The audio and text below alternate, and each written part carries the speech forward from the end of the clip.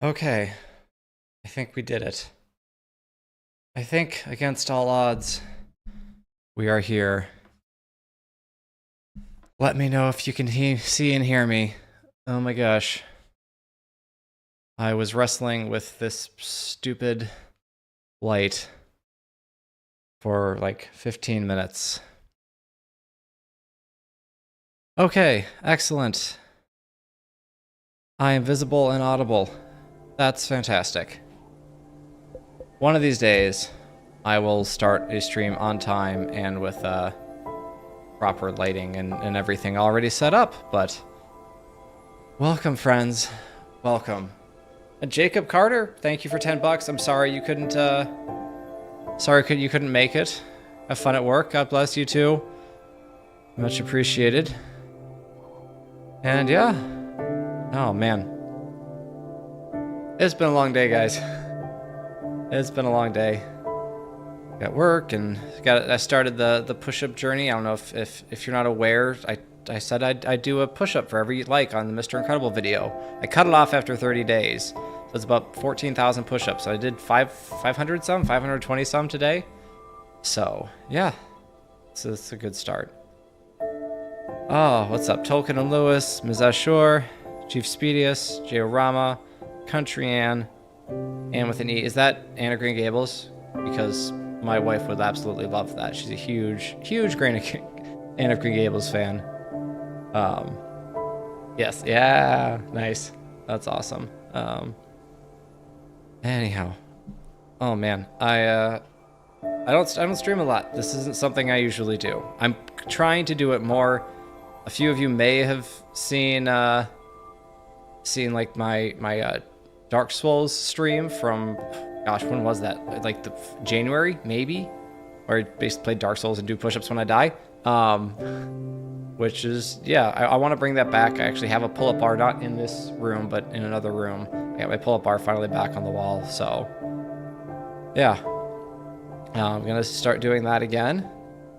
Hopefully, so I'm going to try to do Friday nights, man. Just like, this is what I want to do. Spend some time just doing dumb fun stuff and talking with you people. And yeah, just kind of having a good time. I have like anxiety with streaming where it's like, it comes up and I'm like, do I really want to do this? And then I do it and I have a great time. So that's what we're going to do tonight. This 100K, now I'm at like 111. This channel, against all odds, is just continue to go up and up and up. So thank you so much. Yeah, it's been an incredible run, and here's hoping it's not nearly done yet. Man, 100,000. That's nuts. So again, thank you, and please, if you have questions about whatever, drop them in the chat, and yeah, we'll go from there. So yeah, thank you all so much. So basically, yeah, I posted I was gonna stream and ask people, okay, what, I want a chill game to play. And a couple of people suggested Spiritfarer, which I'd never heard of before, but I like just having something to do while I stream, while we talk. Because I can't stand the thought of just me sitting here talking to a camera. I can't do it. So yeah, we're gonna do this. In case you can't tell, my camera's right here. My game is right here, and my chat is right here. So, there you go.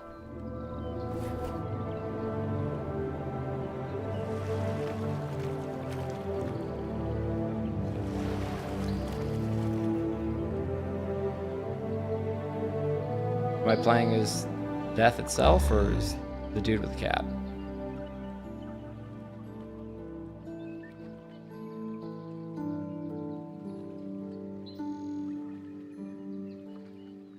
Do I press a button? There we go. Abigail, hello, welcome. Glad you're here. And yeah, the character breakdowns, those are what I found I think I'm best at. I've done a lot of other, some story analysis and stuff. Sharon, yep, no, well aware of you. I've played Hades. If you played Hades, that's a really fun game. All my characters in there, Greek mythology and all that. Okay. Yeah. But yeah, I love doing the character breakdowns, just going through a character's arc and seeing just their development and how that's introduced in these beautifully creative ways It's so much fun. It's just so much fun to do. Oh, so we're taking over for him. Okay.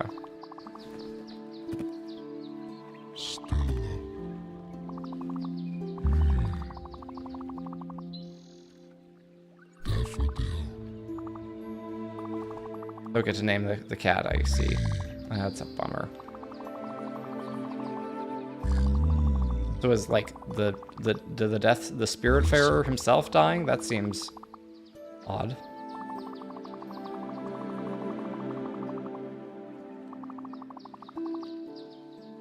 What would you name the cat if you could?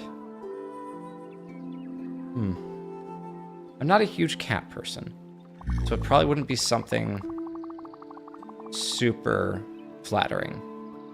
I might name him Sadius. And if you get that joke, well, we're friends.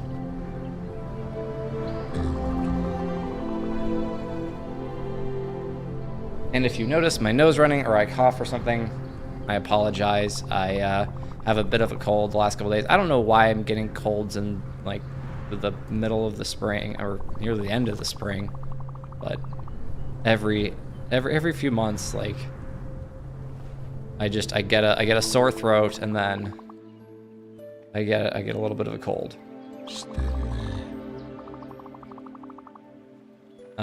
And it always starts with a sore throat. I freaking hate sore throats, and I get it. It's the first thing I get every single time. Other light. Light of the even star.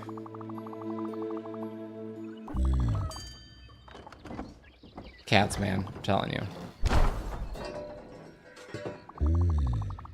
What is inside that guy?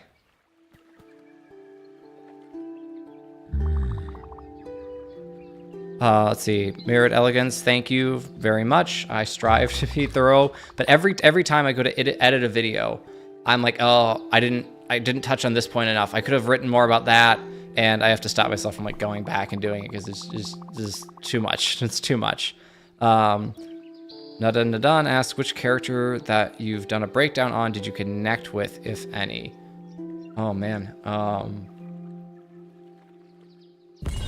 So I think one of the most relatable characters, and this is done purposefully, and of any of the characters that I've talked about, I'm going to turn the game volume down a little bit, which means, hang on, it's going to pause because I can't do that. I'm turn the game down. Is Sokka, because Sokka's just, you know, he's the normal guy. He's the guy in the group that's regular, and he just becomes this absolutely incredible leader just by the sake of growing in virtue. And it's like that's so cool because he exists in this fantasy world where everyone's flying around and shooting fire and water and breaking the earth, and he's just like, I'm just gonna try really freaking hard. And it works, and he's just, everyone looks up to him and respects him, you know, despite the fact that they're all like, he's kind of the butt of the joke a lot of the time, but they still, like, you know, they respect and love him so much, which is just fantastic. This is a long, like, opening little dialogue thing. I've got a boat.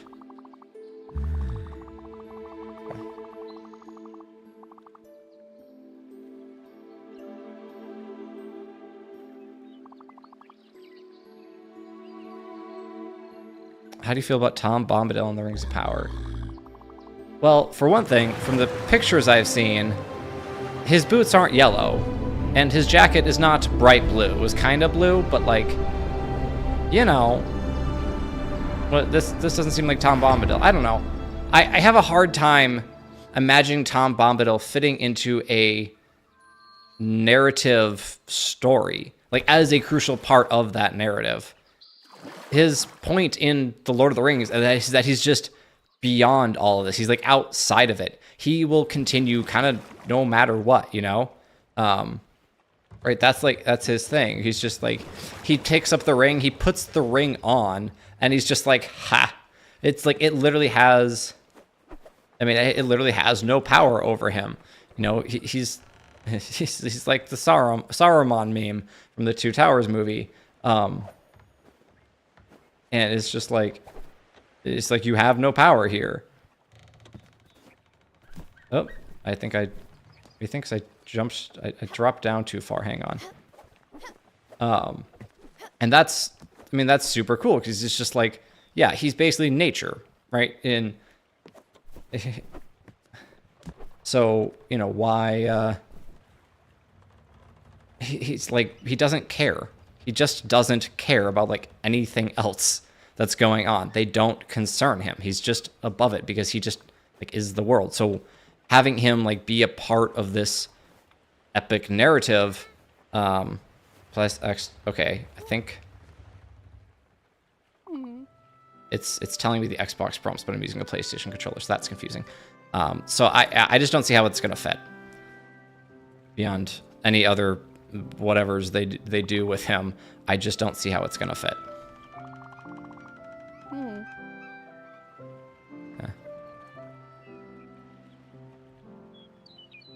Let's see. Thoughts on live action Ozai. Okay, so I have a lot of thoughts on live action Ozai. So original Ozai is just like straight up evil. Dude just wants to conquer the world, doesn't care what stands in his way. He'll burn it down to conquer it. He doesn't care. And it worked really well. Like it would be very easy for that to be super cheesy, but he just, I don't know, it worked well. And it especially worked well for him being this just absolutist, where it's like either something is for me or it's against me, either it's all good or all bad in my eyes, whatever. And then that worked well because when he banishes Zuko, he's basically telling Zuko, "You're dead to me." Like you. Sardines and cigarettes. That's gross. There's a lot of dialogue. I was thinking there'd be more platforming. Anyhow, whatever. We'll get there eventually. We'll just talk. And he banishes Zuko because he's like, "You are absolutely dead to me. I don't care. I'm sending you on this impossible quest. No one's seen the Avatar in 100 years. The Avatar's gone. The Avatar's done. Whatever. You know, I don't care." Yeah, we're gonna go get the boat. Okay. And so that makes sense. Well, live action Zuko or live action Ozai is a lot more, I guess, nuanced, I guess, in his character. He's not quite as absolute, just like, you know, screw you, you're dead to me. He sends Zuko out on his mission because he's like, you need to learn what it is to, you know, be a leader of the Fire Nation. You need to endure hardships. I've been too easy on you in the palace, which doesn't make a lot of sense because he's sending him on an impossible mission. I made this point in my live action Zuko video, and I just like those two just didn't mesh for me. If he's gonna be this less just absolute villain, then him sending Zuko away just doesn't make as much sense. That's kind of my big issue with it. Also, him like playing Zuko and Azula against each other, I didn't love, because it's like, why would he feel the need to play petty games? That's like what someone does when they're, you know, not really in control, if you ask me. So yeah, I didn't love that either.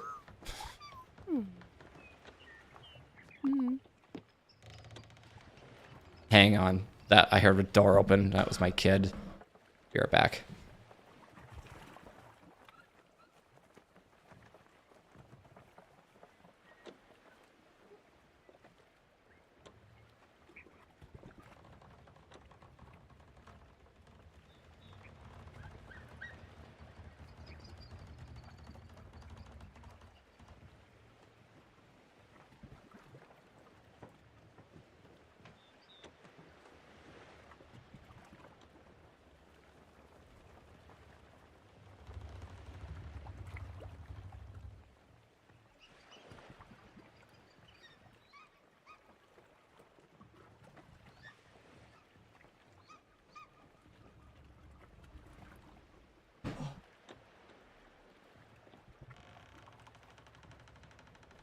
Okay, sorry, my 5-year-old lost his water, and I needed to find it for him. It was, of course, under his pillow. Okay, sorry, let me... You're reading Lord of the Rings. I mean, I can't recommend a better way to... There's hardly a better way to spend your time. No, I'm not supposed to sit on the couch.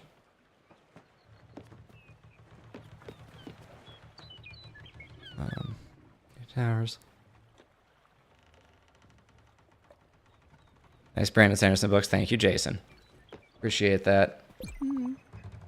It's I have my Cosmere shelf and then my non-Cosmere shelf, plus a few other books there. But the Cosmere itself takes up like the whole shelf. I might have enough room for Wind and Truth when that comes out. I might. Just might. Sorry, Anne. You have a good night. Okay, what are we doing? There's like I guess I should have gotten through the intro before I actually played this. All right, Albert Shipyard.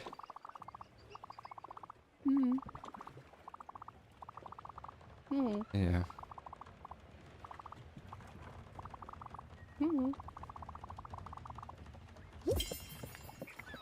Okay, let's see. Yes, I do, Abigail. I have 3 little kids. All right, Star's boat and Stella's cabin, and a wife to go with the kids.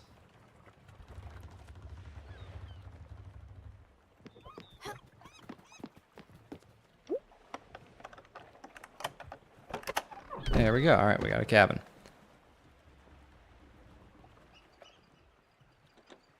Somebody just pause. Mirrored Elegance. So he's referencing Dark Souls. There is no pause button in Dark Souls. So yes, in this case, I'm very happy I could just step away. You're gonna read it before me, Jason. Jason, there's absolutely no chance.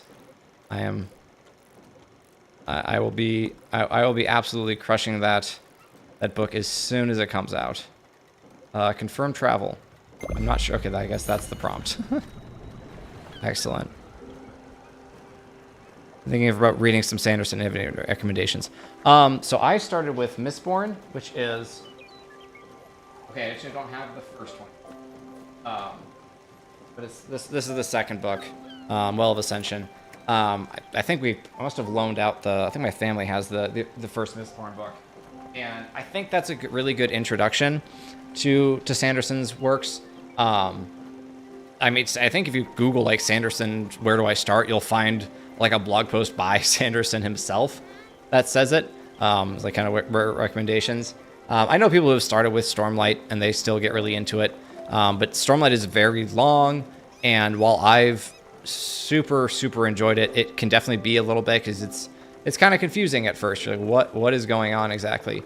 Does this thing go through the doors? You just kind of... Can I jump off? Oh, yes, I can. How do I jump? Okay, let's get back on board. Okay, cool. So, I mean, I would say Mistborn's probably like the ideal place to start, if you don't mind. But if you want to just dive into like the whole big story, yeah, Stormlight is kind of the big thing right now. The 5th and final book in the first arc of Stormlight comes out in November or December of this year. So if you're a fast-ish reader, you can catch up. But Mistborn's great, and like I said, all the Cosmere books, they're all worth reading. The other ones like lower down, those are generally like more like YA and stuff. They're decent, but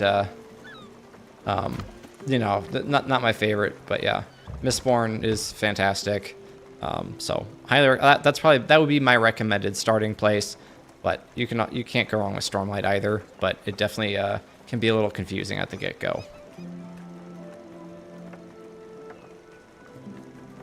Let's see.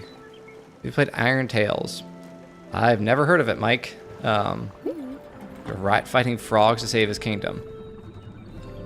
Reminds me of just being a fighting rat. Kind of makes me think of Redwall, though the rats are usually bad in that. Yeah.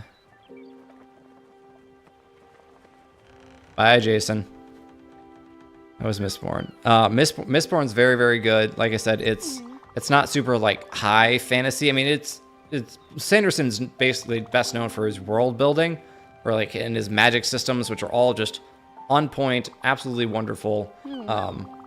But Mistborn's a lot more contained. There's a lot less that you have to basically remember from book to book. The books are a lot shorter. So, it's definitely an easier read. It's meant for a little bit younger audience, but still very much enjoyable. I didn't read them until it's probably in like my mid-20s when I read Mistborn, and I very much enjoyed them. So I very, very much enjoyed Mistborn. Yeah. All right, I'm gonna talk to this dude.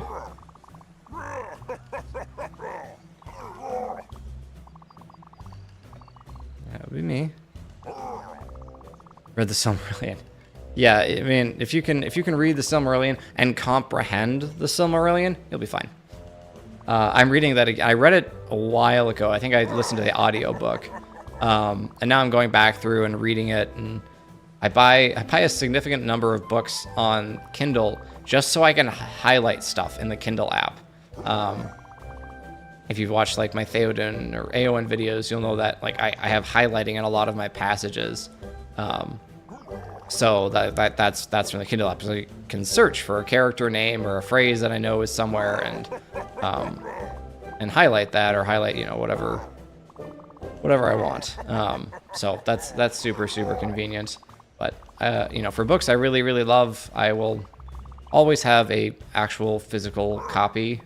I don't mind reading on like a tablet or my phone or my computer, but man, I don't know. If I really want to really get into a book, I have to have the actual physical copy. Okay. Cool. What do I do? Upgrade your blueprint station. Okay.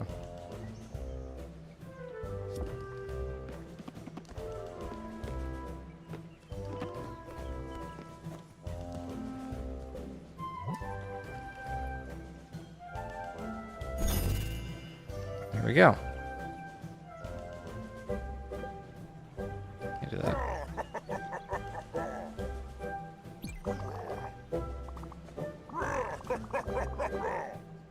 Upgrade boat. Okay. Go back now. There we go. All right. Physical makes the experience more intimate in a way. Yeah, I mean, it's just, I have a whole bunch of books digitally, but I can't put those on a shelf behind me. And so no one else can appreciate them. So I love doing that. Okay. Blueprint table above the cabin. If any building, get back resources. Okay.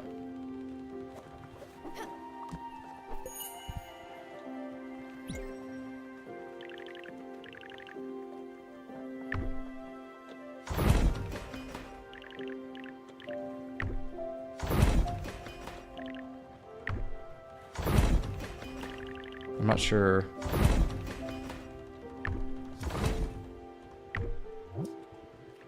There we go. Yes. Okay. The controller prompts aren't quite working. Thank you. Okay. That makes sense. We gotta build a big guest house so we can actually bring people.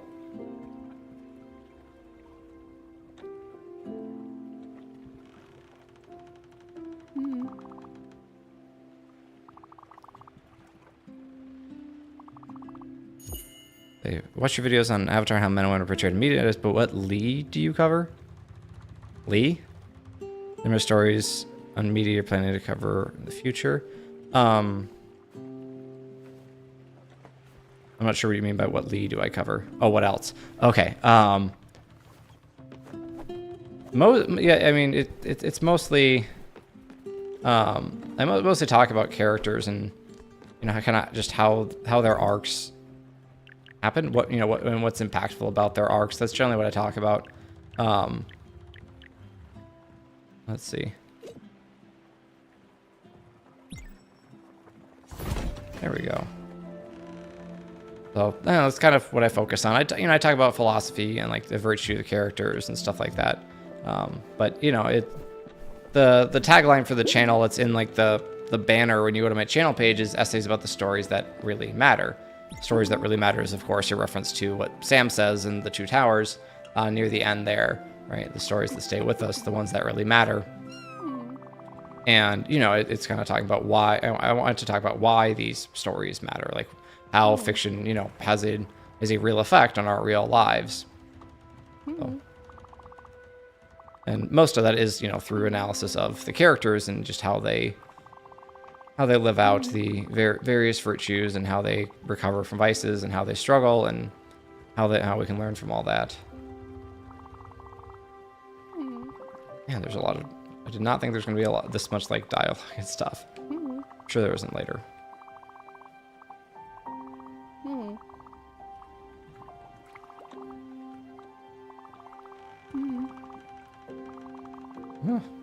It's got kind of dark. Bright jelly is all you need for the kitchen. Okay. Dark patch of pure fear. That sounds fun. Okay. I want some jellyfish. Excellent. So I recently finally watched Band of Brothers. I know you did a video on the show. Any plans to go back and do some deep dives in specific aspects of the show? You ask an excellent question, my friend. So yes, I have a video coming out, should be next week, on Captain Winters, right, on his leadership, basically. So just kind of in talking about his leadership through his eyes, is going through his book, right? I read his book that he wrote, his memoirs on the war and his lessons of leadership, basically. And then, well, I plan to do a very, very long breakdown of the entire show at some time in the fairly distant future. But I watch Band of Brothers basically every single year. And, well, every time I watch it, I appreciate something more about it. And I want to talk about it. So, yes, there will be more Band of Brothers. It's probably going to be a while after, you know, like I said, next week I'll have one out. But then, yeah, I'm going to do a much longer video. That's the plan, eventually.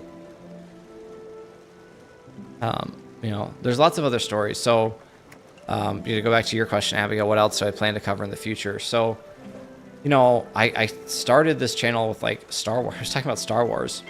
I haven't talked about Star Wars in a while. I'd like to talk about Star Wars a little bit more, about, you know, the characters there, why, you know, Obi-Wan is so beloved and stuff like that.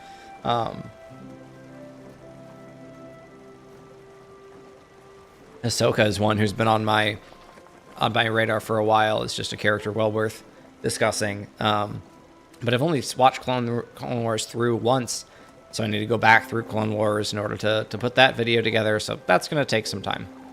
But you know, and then there's lots of other just wonderful stories about, you know, great men and women who I definitely would be worth covering. Mostly, you know, fictional men and women, like Gladiator or Master and Commander is one that I mentioned recently. So there are a lot of stories that just, you know, very notable. Vinland Saga is one I'll be doing relatively soon. There's other video games that I want to talk about, like I know Red Dead Redemption is one I've just barely started playing, but I know Red Dead Redemption 2. I know the protagonist of that is a character that people really enjoy, and I think would from what I hear could make for a good video essay. So there's a lot of stories out there and a lot of great characters. So just kind of wherever I find one. Okay, pop as many jellyfish as you can.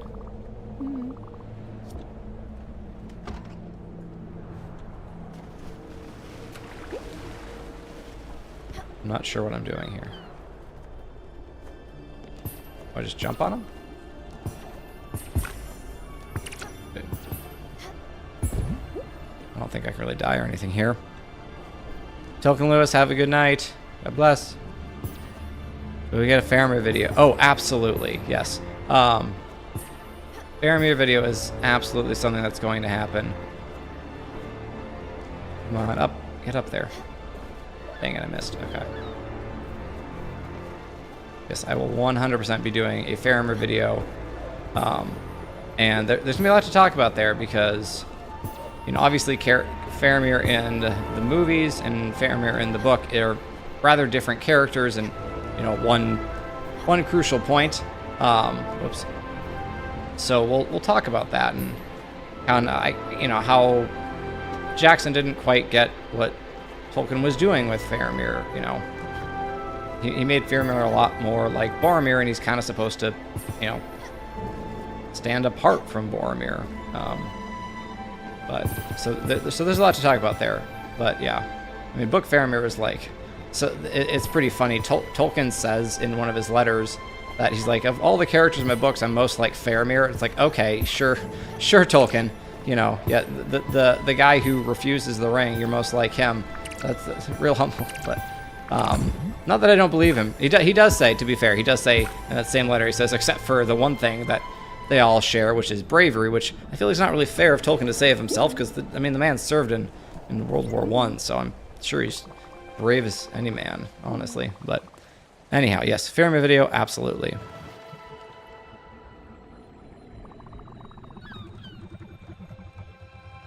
Yep. What's up, Cecilius? I am glad you've been enjoying the essays. I enjoy writing them. I enjoy making them, and I'm glad that they resonate with people. How are the jellyfish not stinging you? Well, if you've watched Finding Nemo, Chief Speedius, you know that you don't bounce on the tentacles, only the tops. So, there you go. Always happy to be able to reference Finding Nemo. Okay, what am I doing now? Build the kitchen. Cool. That's not the kitchen. That's not where I go. Okay.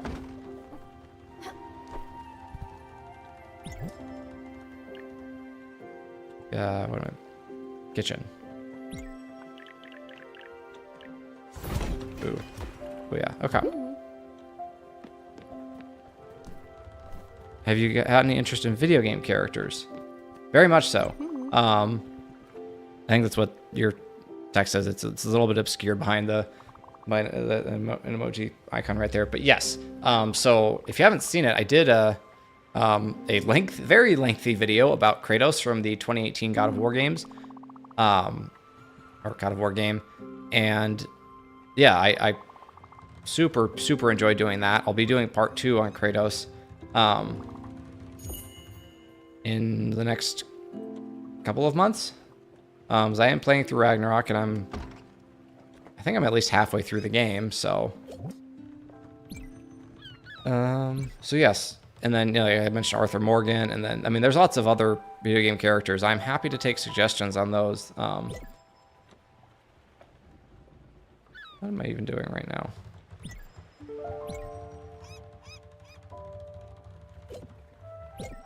Okay. Recipes. Don't have any recipes.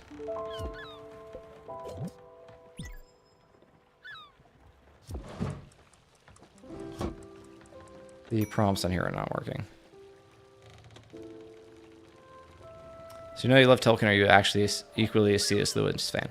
I wouldn't say equally, but yes, I do love Lewis. I haven't read a lot of his works. Well, I've read a lot of his works, but I haven't read a lot of them recently, and my memory for things that I read, it tends to fade somewhat quickly. And there are a number of his works that I know I haven't read really at all, and that I need to, like Till We Have Faces. I know I haven't read that, and I really need to. I read the Space Trilogy forever ago, and you know, I need to reread that, and yeah, so not quite equally for Lewis, but I do love Lewis. Oh, no, Chief Speedius, that was you. I do remember that comment, yeah, in the Discord. Yeah. You know, it's a great game. I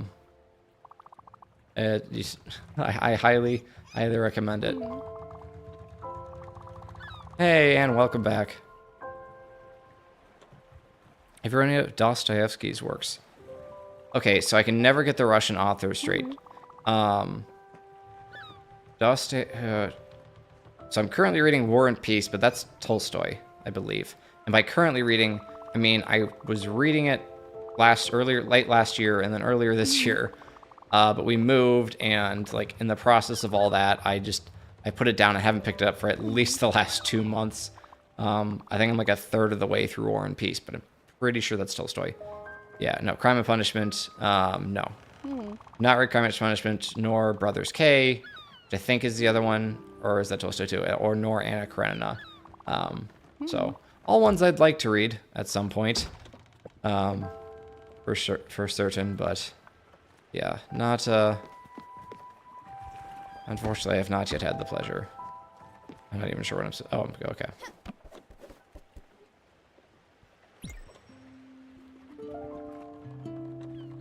Hey, Levi Goat, welcome. Welcome to the stream, my friend. Yeah.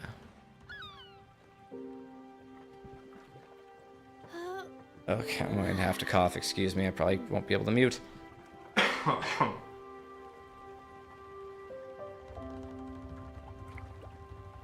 Press LB to call the clock. Oh, that's just that thing. Okay. Guessing it's now morning. I don't think I really have an objective, do I? Resources. Okay. That's a bus. I'm not sure why there's a bus in the middle of the sea, but yeah, whatever. You like anime? You know, Levi, I'm starting to a little bit. So I don't watch, I don't, as a rule, really watch much anime. I watched like 100 episodes of Naruto back in the day, and I know the sad thing is that's not even that much Naruto, because there's just so much of it. But my now wife was watching Naruto. This was like when I was in high school, which we were in high school, and I liked her and wanted to talk with her about things. So I watched a lot of Naruto, and haven't touched it since. And then, you know, I think after we were married, we started watching, Full Metal Alchemist Brotherhood. And, you know, it was too weird for me. And maybe I'd appreciate it more now. But like, you know, this was 6 years ago or something. And yeah, it's just like, it was entirely too weird. Talk to Gwen. I am trying to. Do I need to give her something to eat? Okay.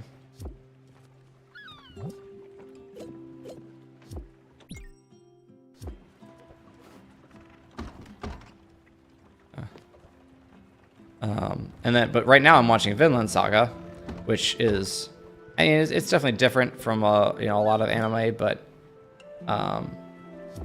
man, it's so good. I'm loving Vinland Saga. Full Metal Brothers is one anime I actually recommend. Yeah. No, like I said, I know I've heard from a lot of people it's very good, and I'd probably need to give it another chance. Let's see. What about cartoons inspired by anime? I'm not really sure what those would be. I can't think of any examples. Cowboy Bebop. Yeah, I've heard that's good. Let's see. Do you have any kids? Oh, Anne, yeah, you were missed, but yes, I have 3 kids. So you can imagine, life is rather busy. Okay, where is this popcorn?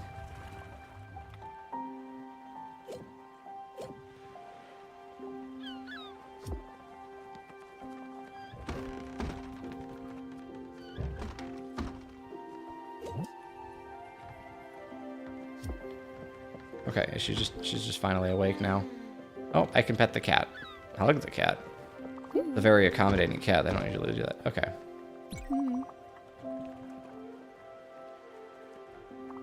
Congrats, Marcelo. Congrats on 100K. Been around since your Fist Inquisitors, I think.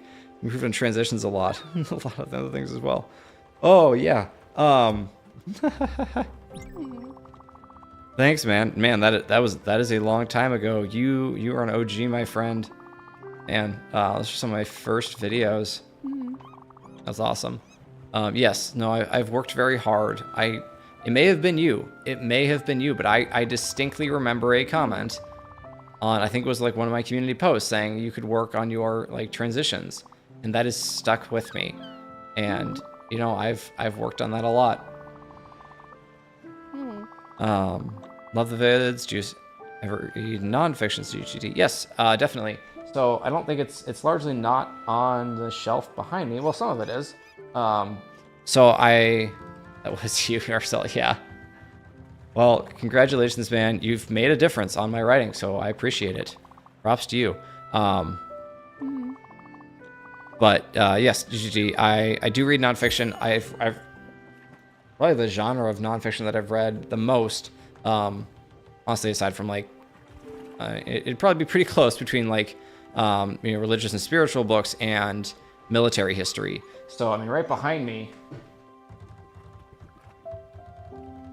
we have, of course, Band of Brothers, which, if you don't know, because I don't reference it like every video, I used to reference it practically every video, but Band of Brothers is my all-time favorite anything, like as far in the world of fiction. So yeah, this Band of Brothers is incredible, and I love it to death. This is With the Old Breed, which is one of the books that the Pacific is based off of. So that's another one. And then yeah, I've read I've read quite a bit of nonfiction. And then yeah, you know, nowadays I probably mostly read fiction. Like my nonfiction stuff that I consumed is mostly like podcasts and stuff like that. So yes, Band of Brothers is fantastic. It's the best. If you haven't seen it, it is the thing that's like I recommend pretty much the most. In the world of fiction, Band of Brothers, it's the best. All right, so I don't. All right, can I feed her? Okay, wait. There was an option to feed her. Yeah. Someone who asked, Brie asked, where are my in Vinland Saga? I think I'm on like episode 17 in the second season. Okay, I fed her popcorn and she's eating cake. Like, what is this?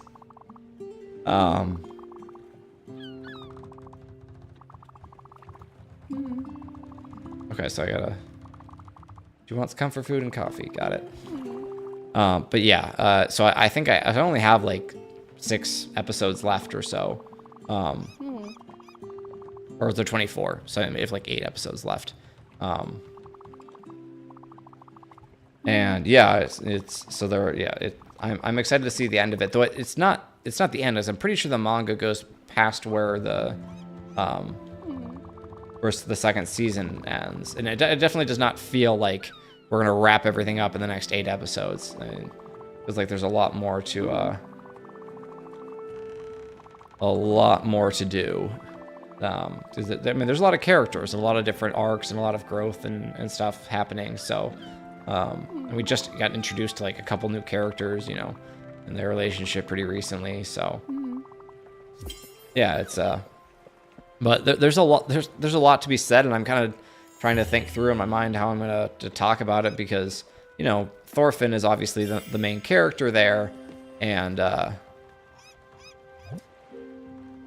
buy some seeds to shop at Hummingbird. Okay. And you know, so like mainly I want to talk about him, but man, like Askeladd is such an interesting character.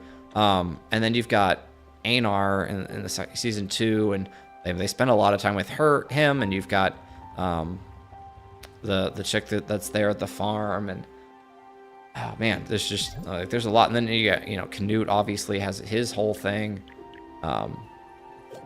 So yeah, it's like, oh man, do I want to do like a video for, you know, everybody gets like a video, but like, you know, Askeladd and, you know, and Thorfinn are so intertwined. Yeah, I don't know. So I'm not exactly sure how I'm going to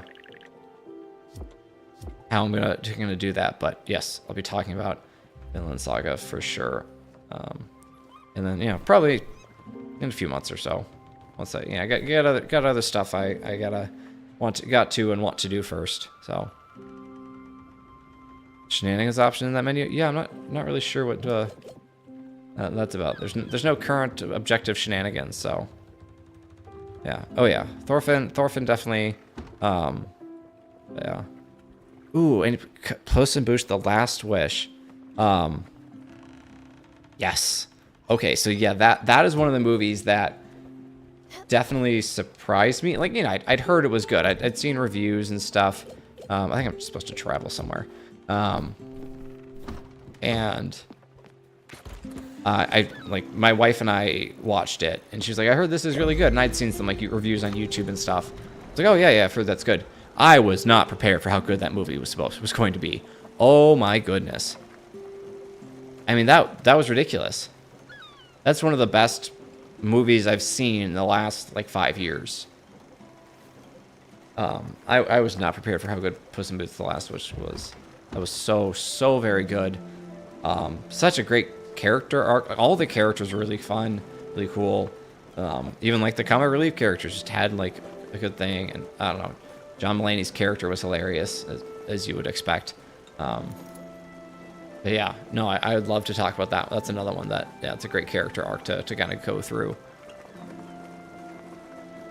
Your top 3 anime are Attack on Titan, Vinland Saga, Fullmetal Brotherhood. Yeah, Attack on Titan. I need to get back into watching that. I watched most of the first season of that, and then usually what happens is I watch something while you know, while I'm, you know, not really working on a video or something, and then I get like hands down working in a video or two, and I just kind of lose track of whatever I was watching, kind of, you know, more for fun. But I'm definitely going to watch Attack on Titan because, yeah, it's very good. So that's another one that I've watched. Like I said, I've watched like 18 or 19 episodes, and I'm like, oh, why did I stop? I just got busy with other stuff. That's what happens. So yeah, stream's not been too long. But welcome. It's Soracraft. Consider a video on Tony Stark / Iron Man. Yeah, oh, definitely. So the you know, the OG MCU heroes. I've never read like any of the comics really. I've read like a tiny bit of Spider-Man comics way back in the day. So it would be pretty much entirely based on, like, you know, their presence in the MCU. But yes, because Iron Man's a great character. And I miss those days, man. I miss those days.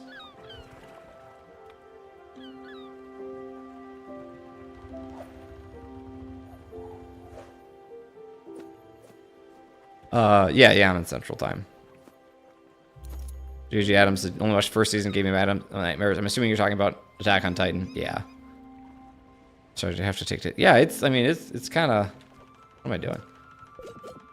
Build a field. Okay, whatever. It's kind of brutal, man. You know.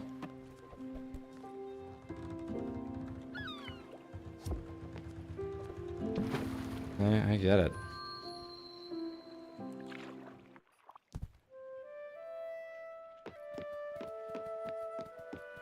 Alright, what are we doing? What's this? Glim bottle and an empty bottle.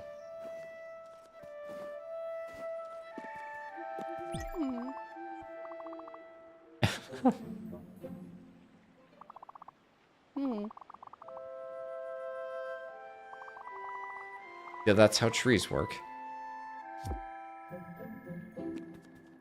Okay, so there's I've been reading the summary, and this is a really interesting bit where what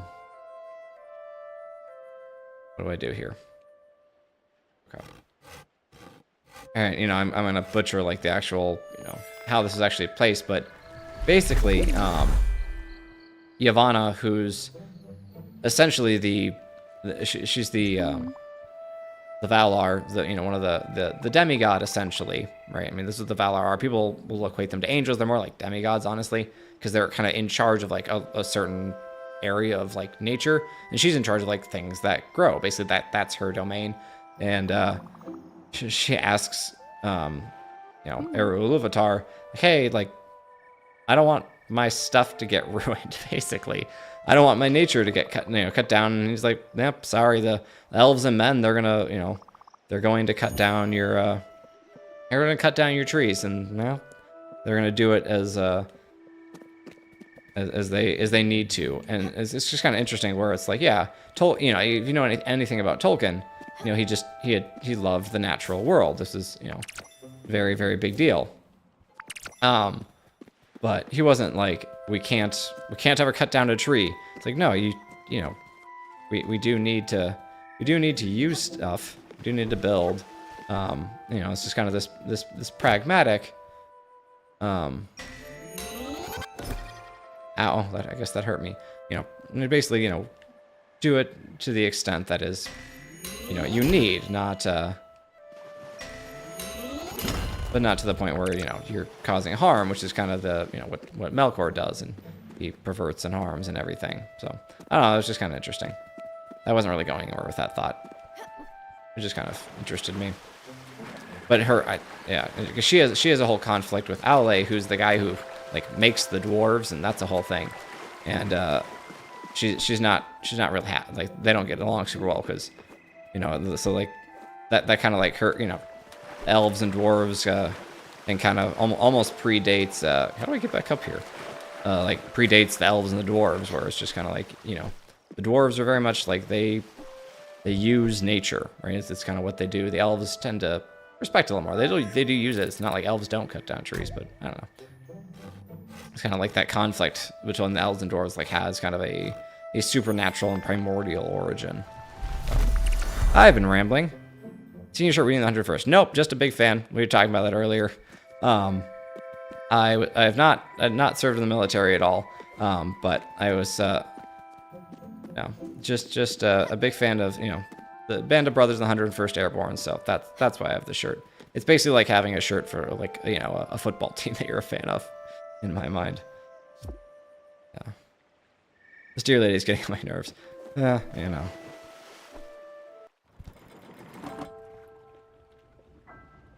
Kind of nervous to ask, have you read / watched Berserk?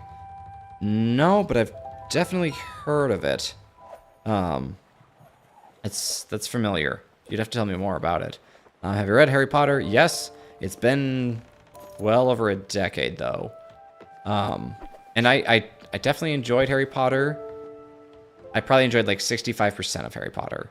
I enjoyed the first 4 books quite a bit. And then... Okay, so I build this thing. Not there. Oh, I can just build it. I can build that. Cool. All right. Well, this isn't the best use of space, probably, but whatever. But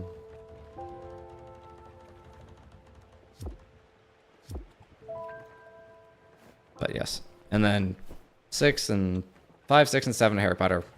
I don't know. Especially the first half of the 7th book. I've seen it referred to, the 7th book Harry Potter referred to as Harry Potter and the Extended Camping Trip, so that's what I always call it now. Because that's what it is, and it's the first half of the 7th book is so boring, but yeah. Okay, I think I need to go to bed.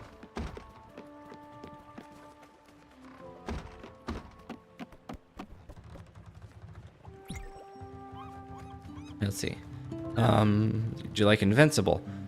Yes, I don't have Prime right now because I'm just trying to like cut down some subscriptions because you have so dang many. At least I do.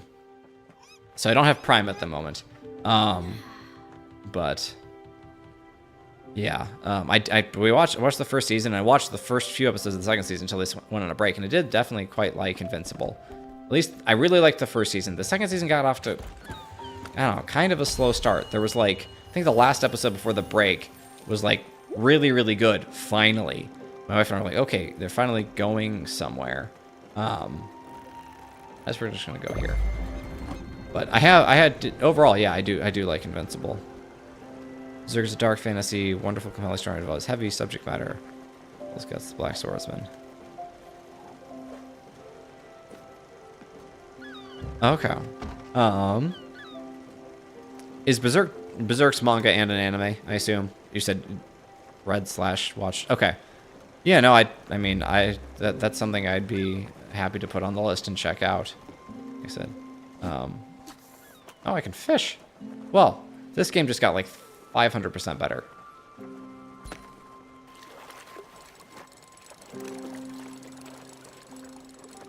I love fishing mini games. I don't chew. Any game where you can fish is a little mini game, or just part of the game. Stardew Valley, the little fishing mini game in Hades. It's a great time. Oh. Have watched Stranger Things, and what's your season ranking if you did? Oh man. Yes, I've watched all 4 seasons, but I've only watched them all once. And anybody who knows me will know, especially my wife, she'll tell you, like, my memory for things I've watched once is not very good. I definitely liked the first season the best. Because, I mean, just like meeting all the kids and kind of getting to know them. Yeah, I know there's jellyfish. Calm down. It'll be fine. Was great. You know, the mystery of the whole thing, and yeah. I loved the first season. Absolutely loved it. I really liked the 4th season. It was, you know, a little more grown up. It was scary as all get out. Like, my goodness. Okay, do I need to talk to her before we actually get to the jellyfish? Yes, I know there's jellyfish. Yeah, go inside. I'll go bop the jellyfish. And then 2 and 3, I don't remember that well. You know, 4 was recent enough that I remember it fairly well, and 1 left a pretty good impression on me, like I said. So, oh gosh, I cannot reach those guys. The heck. But 2 and 3, I don't remember all that well. Stranger Things. I feel like I liked 2 better than 3. That's honestly just a guess. But I could jump on this. I definitely touched the tentacles on that one.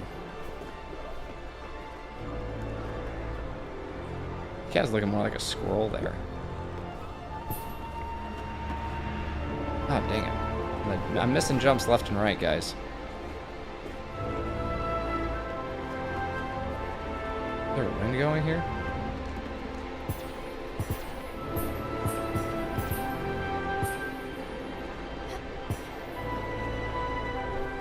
But yeah, Stranger Things is good. I wasn't the biggest fan of the end of, like, the cliffhanger ending of season 4. Apologies if I'm spoiling. Well, I'm just, there is a cliffhanger ending. If you didn't know that, I'm sorry. That felt weird and just kind of sudden and not really explained much at all. I wasn't really sure what was going on, and that, yeah, I didn't love that, but overall, I enjoyed the 4th season quite a bit.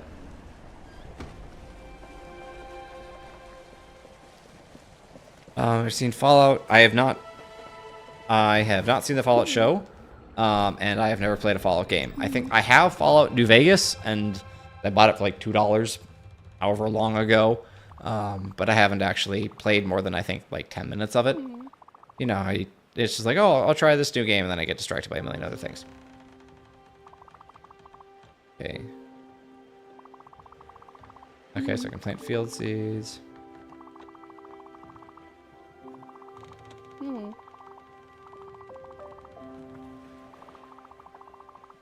Let's see. Seeing conflicting opinions on season 2 of Invincible. It's like a fish in Stardew Valley. I think I've caught. I'm trying to remember if I caught like every fish there. I think there's probably a couple fish that I haven't caught in Stardew. Watch the Covenant. Nope, can't say I have. I'm not even sure I know what that is. Is that Star Trek Covenant? No.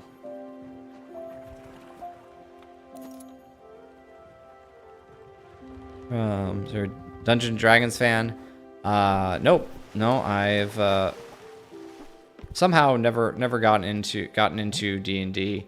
I'm definitely nerdy enough to, but just never have. guess we're headed this way. War movie with Jake Gyllenhaal. Oh yeah, it's Guy Ritchie's the director, right? Of The Covenant. No, I've heard that one's good. Man, I haven't seen like a good war movie in a while.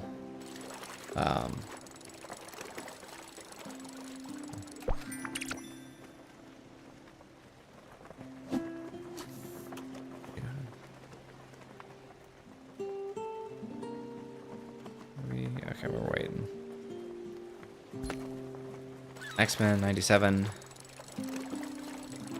I really like it. Yeah, no, I think I've heard good things about that. Not the biggest X-Men fan. Never watched anything other than like the movies, but you know, you gotta love Wolverine.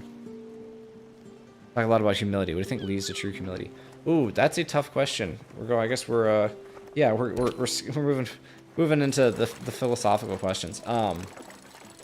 So I mean, there's a lot of different things that very smart people have said about humility, and one that I've heard is just like humility is just telling the truth, right? I mean, it's telling the truth about yourself, and in some sense, where it's just you know who you are, your purpose, and you know why you're here, what you're capable of, and that enables you to not think so much about yourself, right? There's the C.S. Lewis quote that isn't actually C.S. Lewis quote. He says something quite a bit different, and I point this out in I forget what video, where basically he says, like, if you meet a truly humble man, you won't think he's humble, basically, like, he won't be thinking about humility, he won't be thinking about himself at all, so that's the actual C.S. Lewis quote. And I think that's only possible, really, if you actually know yourself accurately, right? You're not trying to figure out who am I, what am I supposed to be doing, right? So that's kind of my take on it. So I wouldn't say humility is accurate self-knowledge, but it requires accurate self-knowledge.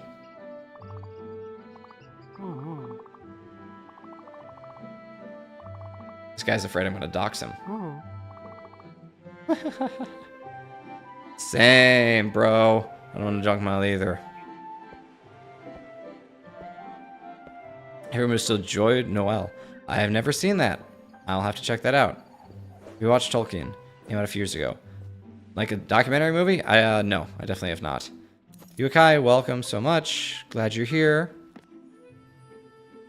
From what I've heard about the Fallout show, it isn't very well written. It's an embarrassing satirization of capitalism. Interesting.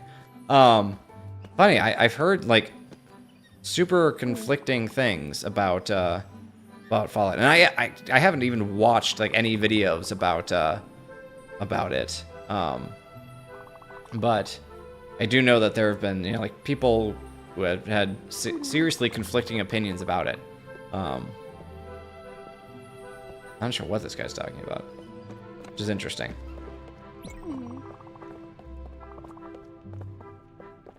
But, I've heard it's, like, ridiculously good, according to some people. And other people like, it's embarrassing. Which is kind of funny. I still have no idea what the Everlight is.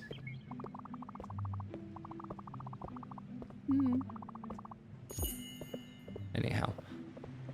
Let's see. Too bad we can't do this in a call and discuss like classes, and we'd love an open discussion about this. I've thought about doing something like that, and it'd be a thing to set up. It would probably need to be a little, I don't know, more limited, because there's 33 people here right now, which is not a lot of people by any means, but it's still a lot of people on one call. So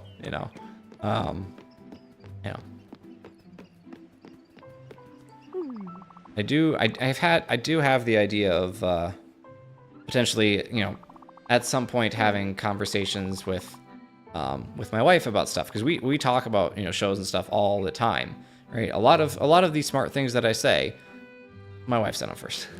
I hope she's watching and caught that.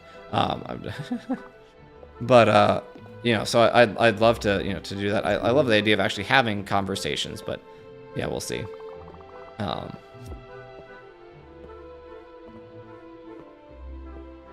also agree with your opinions. Oh, people are putting ST for Stranger Things, and my mind immediately went to Star Trek.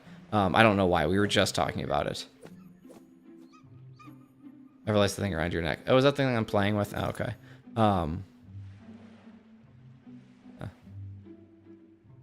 Let's see. What do you think about existentialism? What about existentialism? I'm not. Just give her more food. Oh, she can't eat fruit. Okay. I don't know. You'd have to define existentialism more. To me, when you say existentialism, it just kind of means like pondering the meaning of existence, and I figure there's probably more to it than that. Look at this guy.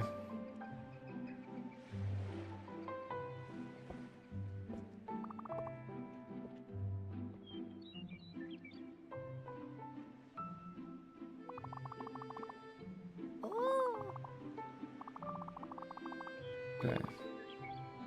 Let's see. Who's your favorite author and why?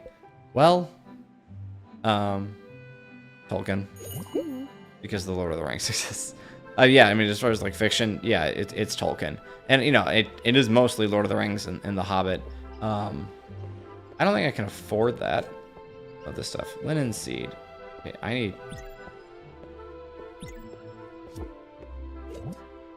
Yeah, I don't think I.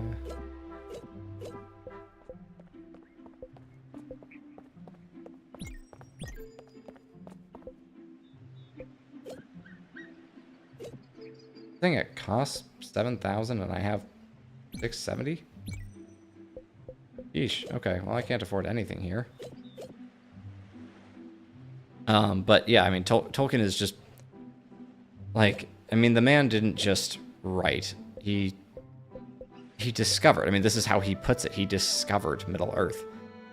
You know, he created it to just like the fullest extent, the fullest possibility.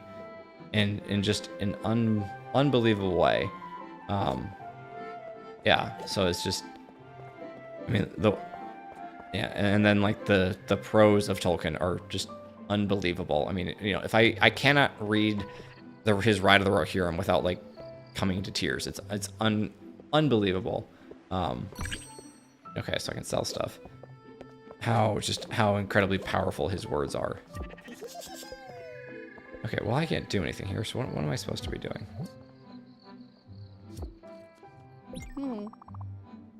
Yeah, that's what I'm telling you.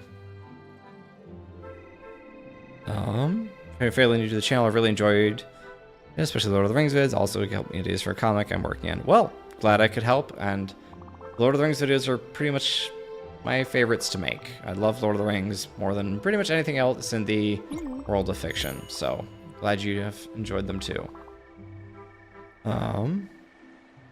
What's your opinion on homeschooling? So fun fact, I was homeschooled. And she calls him a trade. And yeah, I mean, I loved it. I'm glad that I took some like community college classes in high school. And oh man, my throat's going. And I'm glad I did that because that helped prepare me to actually go to college. But you know, just if it's one of those things where it's like it needs to be done right. But if it's done right, it is so good for the kid. Because it's just, you know, like I was, you know, I got a full day of schoolwork done before noon most of my life. And that was fantastic. You know, it's so much easier when, you know, you're the only kid in your grade and it's, you know, your teacher's not trying to wrangle 20, this poor teacher's not trying to wrangle like 20 different kids and you have them all figure out math and they all get their individual problems and, you know, yeah. So, big fan. Basically. Ladder guy. Just watched my video on Uncle Ira. Well, welcome. That's, I assume you mean my original Ira one. I do have two now. But, you know, the really popular one. Yeah, that video's from over a year ago, man, and honestly, if I could do it again, I'd I do it probably a good bit different, but clearly, clearly some people still like it, so I'm not too mad about it. I Quotashim podcast. I don't know how to pronounce that, but appreciate you. What is your favorite video on YouTube and why? My favorite video. Oh man. What's a video? I'm trying to think of. There's probably a video I go back to time and time again. I thought about it. She's hungry. Oh, I need to give her food. You can't eat popcorn. Okay, whatever. She's picky. Oh man. It's gotta, like, you know, YouTube is a relaxing thing for me. Like that's, you know, like I definitely watch, you know, video essays and such, and thought-provoking content. But for the most part, like, you know, since you know, most like shows and stuff that I watch nowadays, I'm thinking about them actively, right? You know, I'm not gonna sit down and just watch an anime or whatever and not be thinking about, like, I'm thinking like, okay, what, you know, am I gonna make a video about this? Like, I probably am. Okay, can I buy stuff from him now? Okay, there we go. Buy like 5, whatever. Okay, takes coffee, buy a couple of those, buy a couple of carrots, buy a couple of turnips. Just sell some stuff too.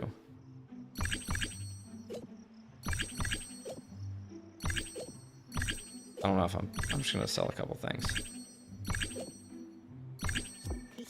There we go. All right.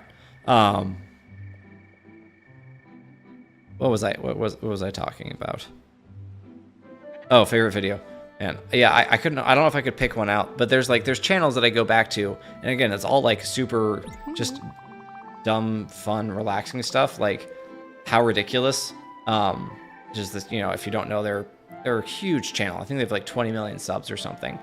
But it's just like 3 Australian dudes who do like ridiculous, like, I don't know, little like fun games and stuff, like who can pop the most balloons using whatever random objects. It's just hilarious and fun, and they're like super wholesome. So yeah, that's like a comfort channel for me, you know. Okay, I need something else to get that, but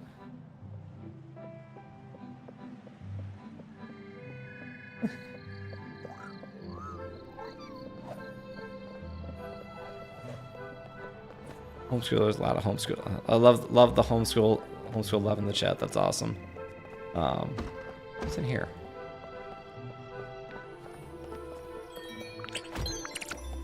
Oh, okay. I guess I'm just taking stuff from here. That's cool. Just gonna hang out in the chair with my cat. Dude, this is nothing. This is, you know, you compare it to like Breath of the Wild, just wander into everybody's house and take all their stuff. Great game.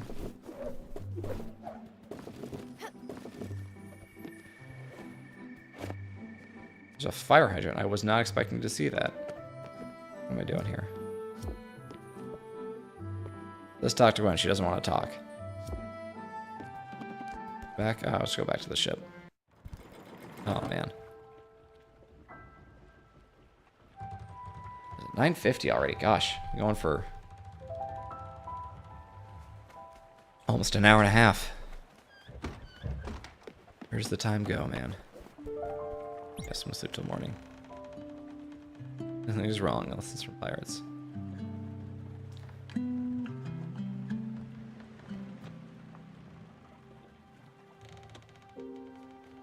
That was that was a criminal. What's the word I'm looking for? A criminal choice to leave the waterbending scroll episode out of the new Avatar show, which I'm not going to get into because I just I like to be happy. But wake up! Oh, did that work? But yeah, just having Katara such an important thing. It's like she cares so much about this. She's willing to go to such great lengths Yeah. All right, how do I plant?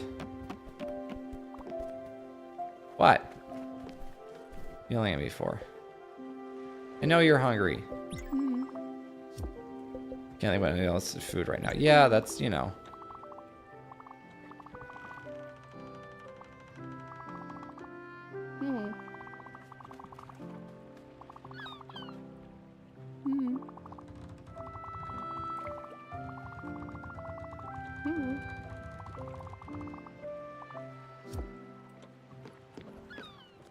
I'm gonna plant stuff. Okay, here we go. Coffee beans.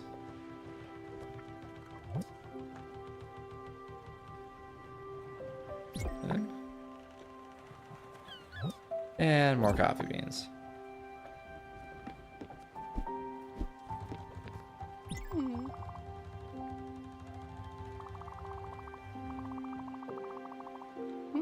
Makes sense.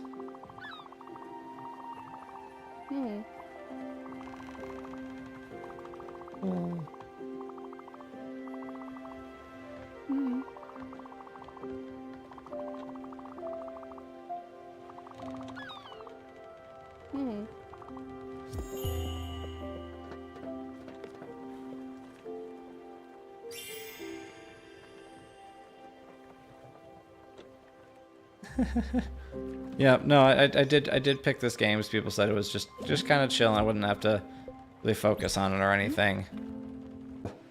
Thank you so much for the 10. Hey man, I love your content. I'm getting started on YouTube. I was wondering if you could have a discussion on stories and the importance of understanding the deeper meanings and messages. Yeah, man, for sure. If you're not in the Discord, join the Discord and DM me, and you know we just probably have a DM conversation. Probably wouldn't be able to like talk live, but you know, feel free to DM me if you want advice or whatever. Not that I'm qualified to give advice. Let's see. What's your least favorite show / movie of recent memory? The Avatar show, the Netflix Avatar show. I haven't watched a whole ton recently, but man, that was I you know, and I figured. I figured it wasn't going to be very good, just because, I mean, there's no reason to adapt something that's perfect unless you're just going for like a cash grab, right? Like Avatar is basically perfect. It was as good as it was going to get. There's nothing more that needed to be done with that story. So you're just trying to, as we're gonna sail through a storm, you're just trying to, like, you know, get some cash. And you know, I'm sure a lot of people who worked on it were passionate about the show and did really care. But just from a fundamental business perspective, I gotta use. I gotta find a quicker mute button. You know,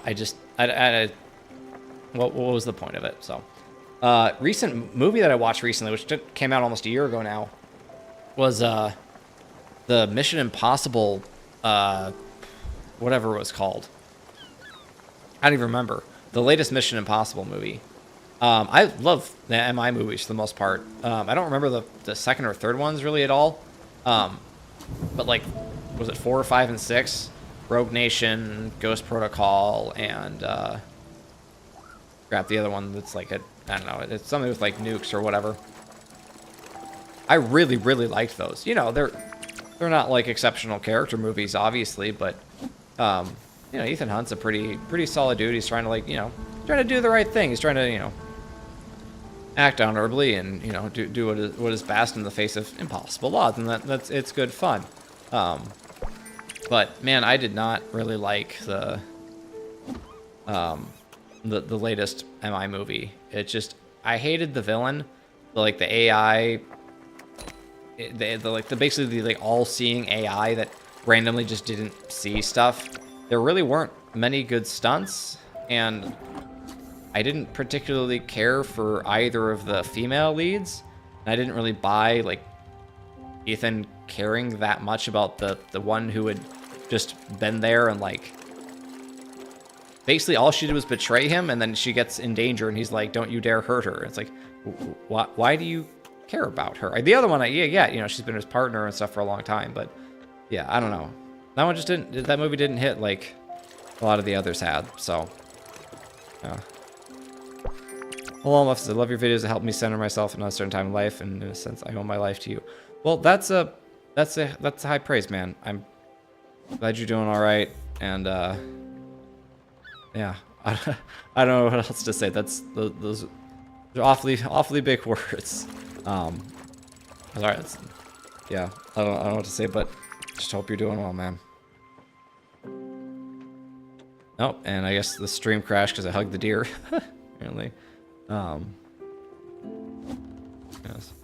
Those are the Hobbit movies too, a Kosh for sure. I mean, yeah, the Hobbit movies are 3 movies, and Lord of the Rings movies 3 movies. Yeah, I haven't even seen the Battle of Five Armies Hobbit movie. I never bothered to go see that. Okay, I guess I should stop fishing at some point. Yeah, it's just.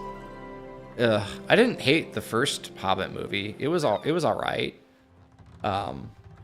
I didn't love it, but it was all right. And the second one just completely lost me. So that was unfortunate.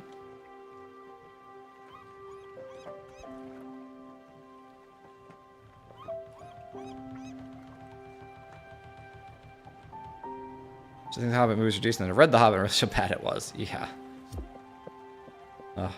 Hobbit's just such a delight.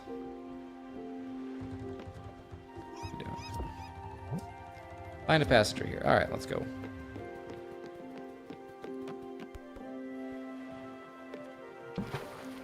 Yeah, no, I'm sure like J.G. Adams that's got to be how a lot of these things are. Like I'm sure the people who were in it cared, right? Like there's gonna be a lot. I'm really passionate, but when you're told like, oh, you're making 3 movies, well, you're making 3 movies. There's what are you gonna do? And it's got some good bits, and I still will listen to like renditions of the dwarves singing "Far Over the Misty Mountains" because it's just so flipping good.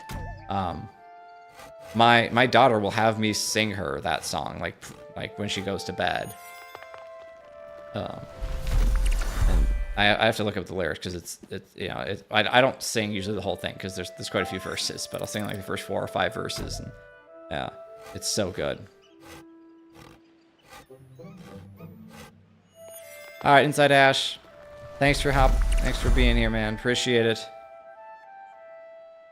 Howard Shore did a great job. Howard Shore is incredible.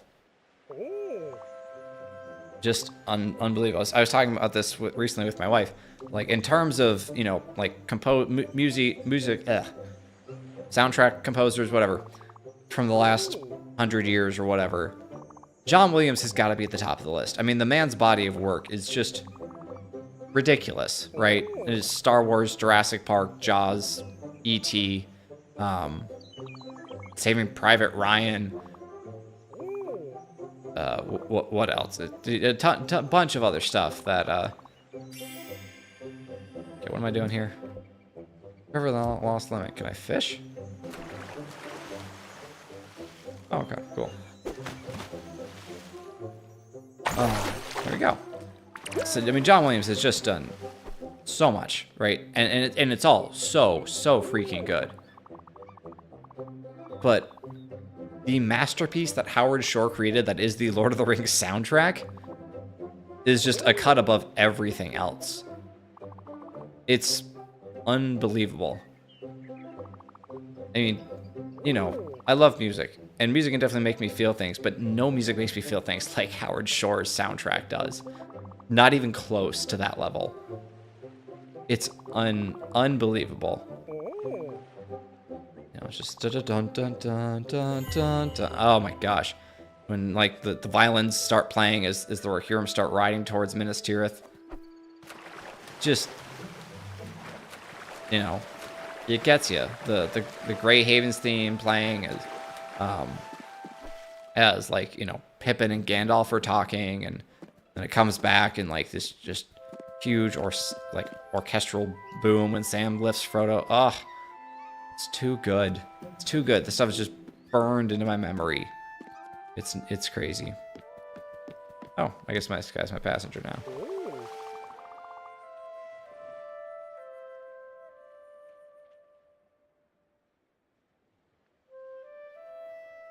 Yeah, yeah, MI7's Zenyatta. It's just... I wanted that movie to be good. I expected it to be so much better than I thought it ended up being. Country Ann, great to have you. Later. On the topic of Q&A, do your videos reflect your life philosophies? Oh, yeah, I mean, absolutely. I'm not gonna, you know... I'm not gonna talk away and live... Well, okay. I mean, if I would talk a certain way, like, this is how, you know, I think we should live, then I'm definitely going to try to live that way. I would say they're like, yeah, my life philosophy in that, okay, this guy's saying the same thing over and over. I got to do something else, I guess. How I try to live my life, you know?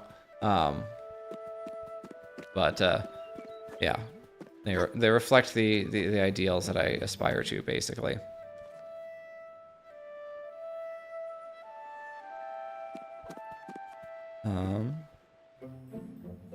AMC and a few others are re-showing Lord of the Rings in theaters.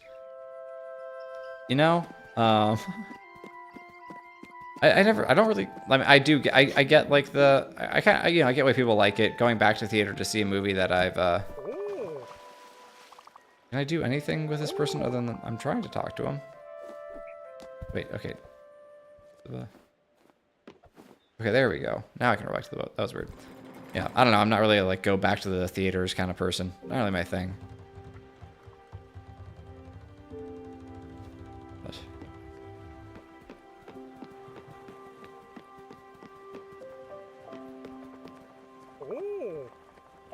I don't know. It would be cool to go do though. I did see Lord of the Rings in theaters. I saw all 3 of them in theaters. I was quite young. Yeah, I did see all 3 of them in theaters. I don't have the best memory of them. Because I was fairly young. It's a long time ago, man.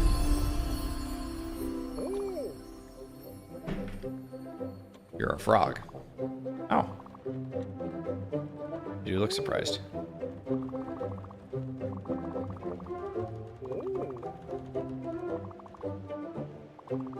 Was everyone I pick up like I know already? Funny. It's because we already saw them in theaters. You know, I mean, I'd go. I could be convinced to go.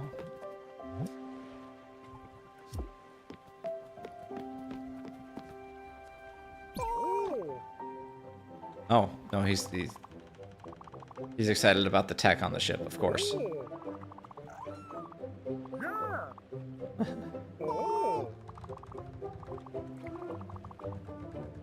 Yes. You're missing a few bolts. Proceeds to pound on it with a stone hammer.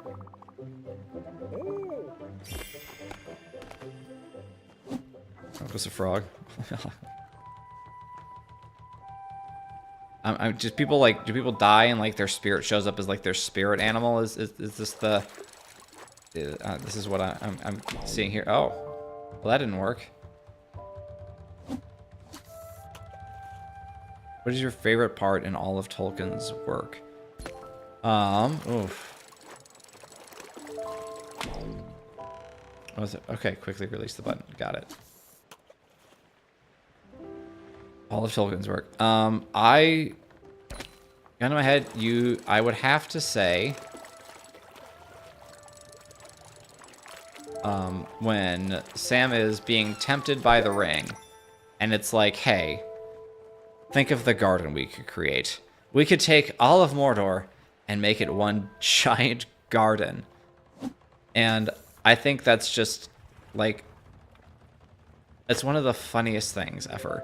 I mean, you know, but it speaks to like this truth of what, you know, the ring does, whereas the ring takes what is good in someone's heart and it corrupts it, right? Like that's what Gandalf says about the ring. Like if I were to take the ring, it would cause me to do bad because of it would like use my desire to help the little people, basically, right? You know, he's the friend of the hobbits, or he's always helping out the hobbits. It would use that to basically make that good subject to every other good, right?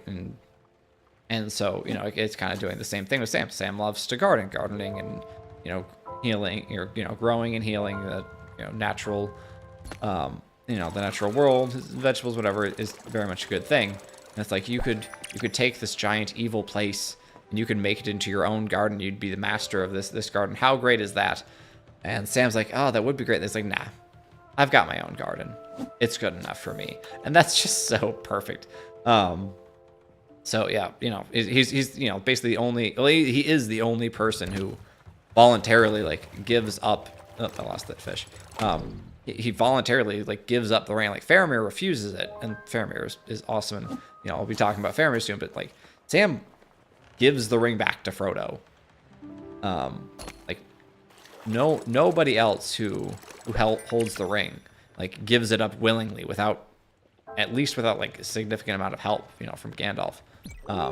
So yeah, that's probably my top Lord of the Rings moment in the books for sure.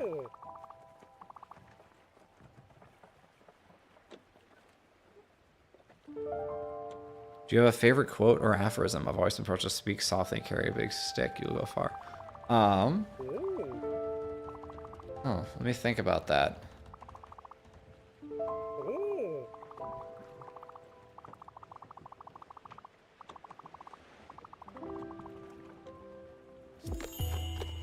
Oh, he's actually just hopping. Favorite quote? Like, what would be, you know, motto that I'd live by? Man, I'm not, I can't think of anything off the top of my head. I've got like Lieutenant, or, you know, Major Winter's quotes stuck in my head. Right now, just from reading his book, and that's the video I've been working on. But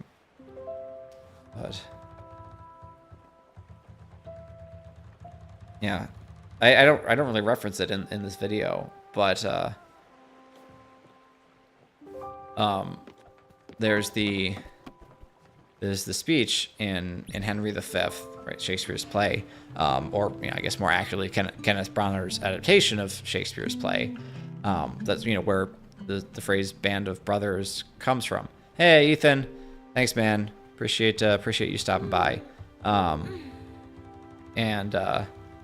You know, that's where he says, "We few, we happy few, we band of brothers. For he today who sheds his blood with me shall be my brother. Be he ne'er so vile, this day shall gentle his condition," and so on and so forth. I have the whole speech memorized and have for years. And like, that speech is so freaking good. If you haven't seen it, like, go look on YouTube, like Band of Brothers speech, Henry V. It's just that'll get you motivated to do anything and everything. It's so good.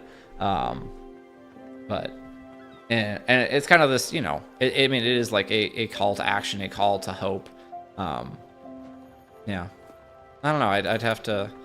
I can't think of anything off the top of my head. Let's see. Have you ever watched the old animated Hobbit movie? Before I answer that, it's Aircraft. How much longer will the stream be? Probably half an hour or so more. Yeah, I gotta get it up early tomorrow and work on stuff, but probably another half hour. Old animated Hobbits movie. Yes. There may be more than one, but there is one that there is definitely one that I did watch. Man, that was a long time ago. But yes, I have seen the old animated Hobbit movie. I couldn't tell you I remember much of it. I'm sure I watched it on VHS way back in the day.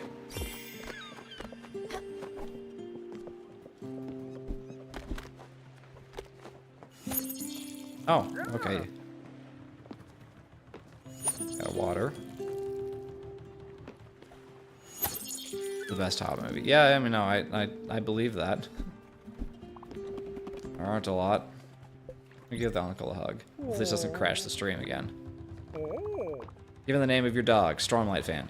Yes, Cryo. Yes, I am. I don't know if you can see the shelf behind me, but that's the evidence that I am in fact a rather large Stormlight fan.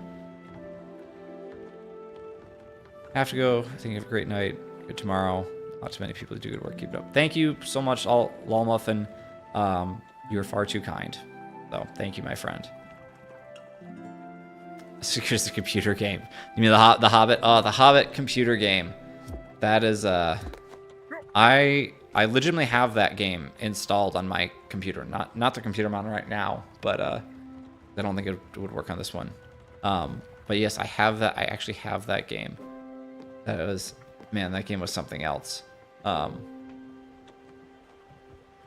was so fun. Okay, where are we going? We're going back, back somewhere. Oh yeah, okay, we're going back to Hummingbird. Berg.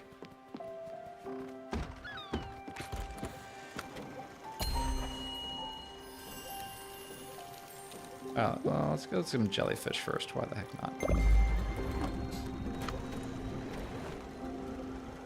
There have been a lot of LTR video games over the years.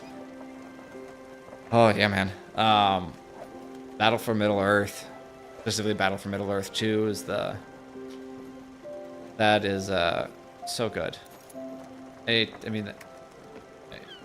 That game is like... I don't know. It's a really, really good RTS. I mean, it has some limitations, but... The combat, like the actual combat of the troops in that is so flipping good.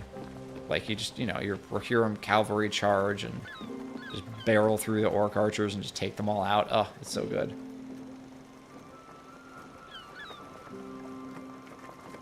Maybe I'll stream that someday, but not that I'm good at RTSs. As a matter of fact, I'm quite bad at them. But I do love that game. And that's the... So I have this is a completely random thing to say, but, you know, so like Age of Empires 2 is classically like known as, you know, arguably the best RTS ever, and, you know, it's like I've played it and I've had fun with it, but the combat in it bothers me because it's like the actions of the soldiers seem like they have so little weight because they fight with each other for like half an hour before someone finally keels over. And that bugs me because it doesn't feel very impactful. I want them to just like smash into each other, and there you go. You know,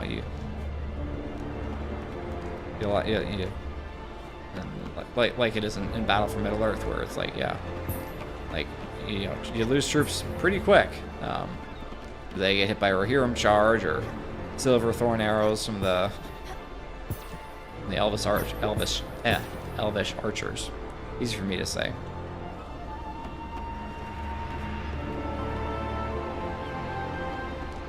Come on. Where is this green one? This light got up. Gotcha. Great jelly. Excellent. I feel like there haven't been that many this time.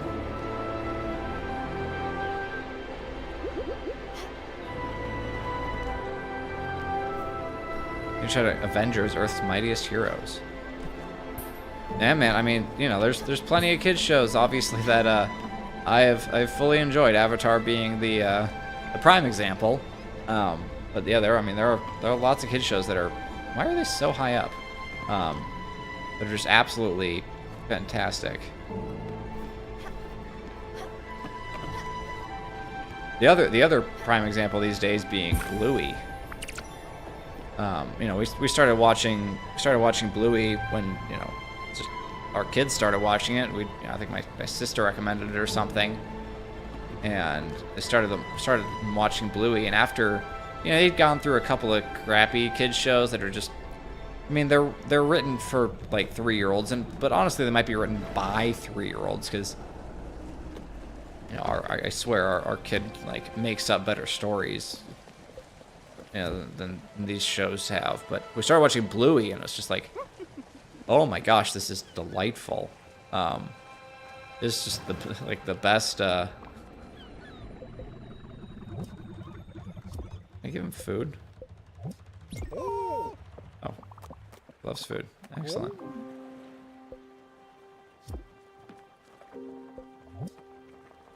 You can't eat fruit. She wanted that.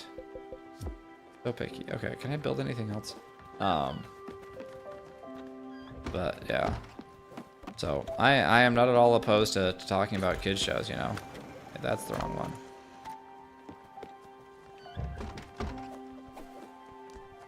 But Avengers Earth Mightiest Heroes I will have to check out. Kung Fu Panda. I haven't seen the second one. I've only seen the I need lightning in a bottle. Okay. Only ever seen the first one. But I do really, really like the Kung Fu Panda one for sure. Where are we?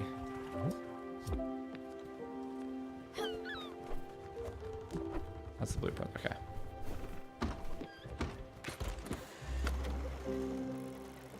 Go on.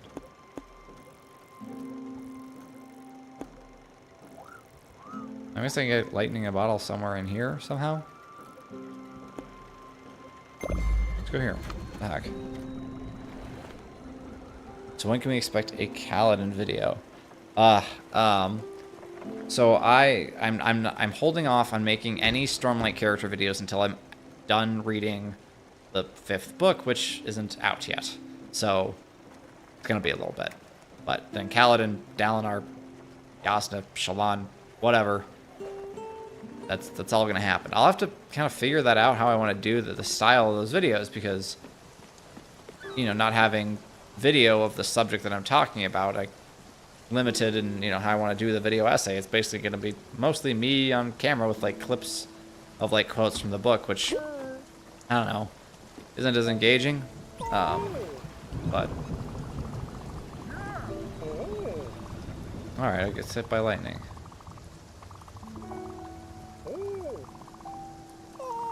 That's what I'm looking for.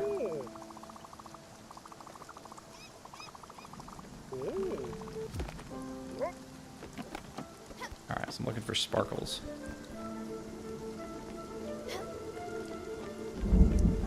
But yeah, very excited to do Stormlight videos eventually.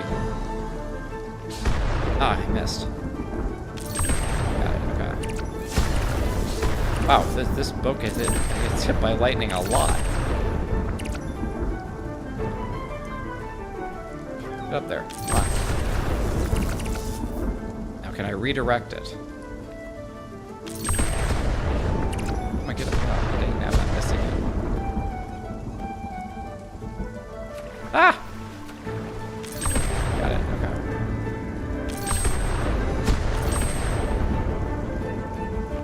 I love that my frog uncle is like playing music. Lightning storm. That's absolutely fantastic. Oh. There we go. The cat got that. Sadius, no.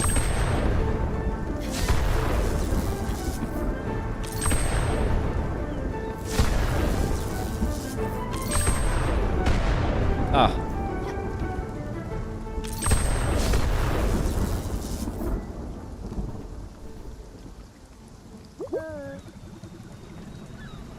Let's see. Can't forget Rock. No, you can't forget Rock. Rock is just a fantastic character. I have a coffee mug, which I think it was a gift to my wife. That says like Horn-Eater White on it, not for airsick lowlanders. So I love little Stormlight references. The concerning amount of lightning striking the boat. Yeah, it's a spirit boat. It's the spirit world. I guess that happens. Rocking us. Was from the Midwest. Congrats, thank you, Jock. Appreciate it, man. Fish when it rains. I did know you can catch different fish when it rains because I've played Stardew Valley. And man, it does not rain enough. That game.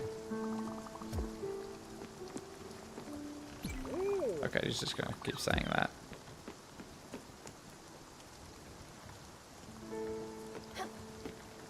I was going on about something before I completely forgot what.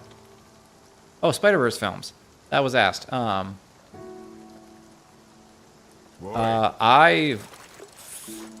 very much enjoyed both Spider-Verse films so far. Into the Spider-Verse was just completely delightful, and I loved it to death. I thought Across the Spider-Verse was very, very good too. You know, I'm not a huge multiverse fan. Just, you know, Marvel just keeps going that way lately, and it takes a lot of the weight out of like things happening, because it's like, well, you know, who cares if Kang got killed in Ant-Man and Ant-Man 3 because there's just 13,000 more Kangs. But I think they handled it pretty well, you know, if you limit it in scope, and I liked all the characters. I really loved like Gwen Gwen and her dad. Those were, you know, like that was a great relationship where like they're like opposed, like they're enemies basically, but they're both trying and they love each other. So those are really good scenes too. I heard boy a couple times. J.R. thank you so much for the $10. Like your Boston Sev helmets, yeah, man. So my wife found them on Etsy. I think the guy who made them isn't currently making them, unfortunately. So I don't have Fixer and Scorch. But yeah, they're bought off Etsy. But those are very cool. I love them. I made like a couple Republic Commando videos way back in the day. But yeah, thanks so much, man. And then Adam Stevens, thanks so much for the $5. Really think you should check out the show Pantheon. You really like it and wish more people were talking about it. I've heard Pantheon mentioned, and perhaps you were the one who mentioned it in comments. I've definitely seen it mentioned in comments. I'm guessing it has something to do with, you know, mythology. Just that's where, you know, you typically hear the word Pantheon and reference like Greek gods or Norse gods or whatever. If so, yeah, I mean, I'll have to check that out. What like streaming service is it on, or is it on DVD? I'm not opposed to buying DVD, but yeah, I'll put that one on the list to check out. Right now got a couple different videos I'm working on, but the next like big video is Kratos Part 2. And then after that, I'll be working on other stuff like Vinland Saga. But yeah, I mean, Pantheon, not too far away. Really wanted to get to Attack on Titan as well. So, but yeah. Republic Commando 2. Man, I am so sad we never got that. I wanted it so bad. Couldn't. Yeah. It is my biggest video game regret is that I never got to play the Republic Commando 2 game that never actually got developed. Oh man. And it's like I've always said, like, if I won the lottery, there's a lot of other, you know, really good things you can do with the money, but I would definitely set aside some money just to fund Republic Commando 2 and make sure I gave myself full creative control. But how do you feel with Scorch's treatment in Bad Batch? Is he actually a character, Sweetest? Because I've watched the first episode of season 3 of the Bad Batch, and that's it so far. I'll get to it at some point, but he isn't really treated as a character. He is actually a character. Okay. He's actually he's actually like has a character, because yeah, that is okay, interesting. All right, well, I guess I'm watching season. I got to get to season 3 then.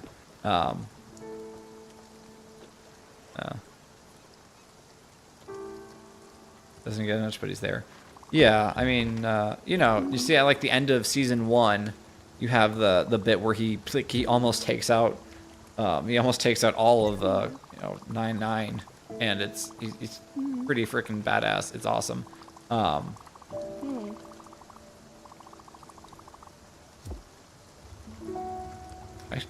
feel like there's actually like meaningful conversations happening here, and I'm kind of breezing through them.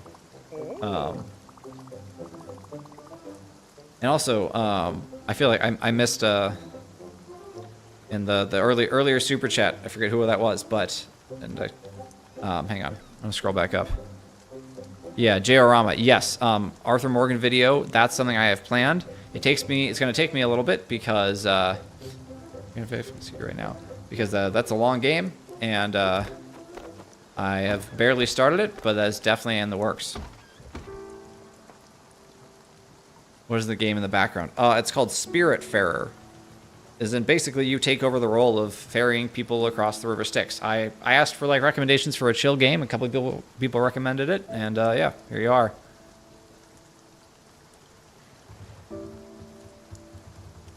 First time I played the demos, the first level of the 3rd campaign.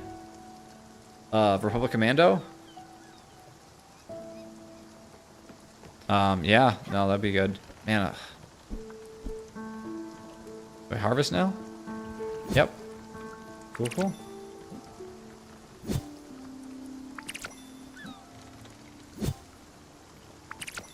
Alright, I guess I have more linen. Plant that. Finding lifts us next. I don't know, man. On islands in the well, you know, I guess there's fish too.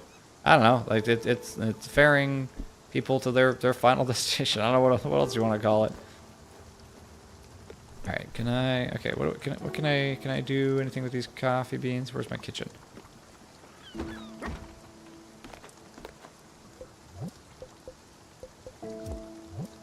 Let's see, cook. Let's try this. But man, okay, I'm guessing that means it's done. There we go. All right, I'm gonna go give this to my friend here. She's like dying of hunger, and apparently coffee is the way to fix that. You said you like coffee. There we go. Okay, good.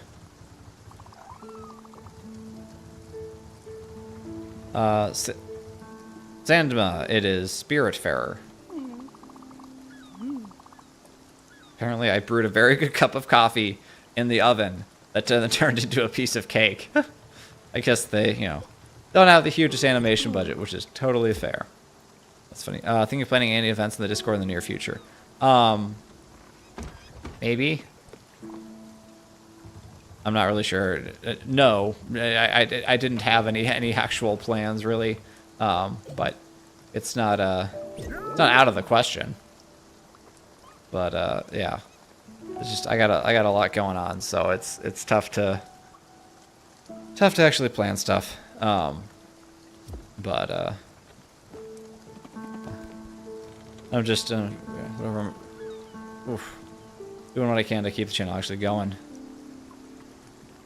Have you ever played Dawn of War?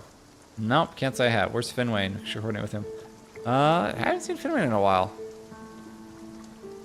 I don't know. Has he been on the Discord? No, I've not played Dawn of War. What's that about? Okay, what am I doing? Find a passenger. Okay, so I'm going to Hummingbird. Cool. Let's go.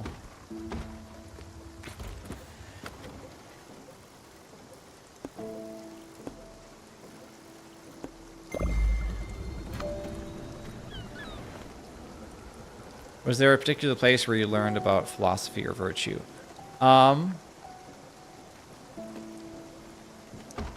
So probably like mostly college was kind of my foundation of it. Philosophy and theology there. So you know, reading stuff like Nicomachean Ethics and Aquinas, and that stuff. I mean, if you asked me to like quote those, I couldn't. They're just kind of, I don't know, more ingrained in me, I guess. But yeah, you know.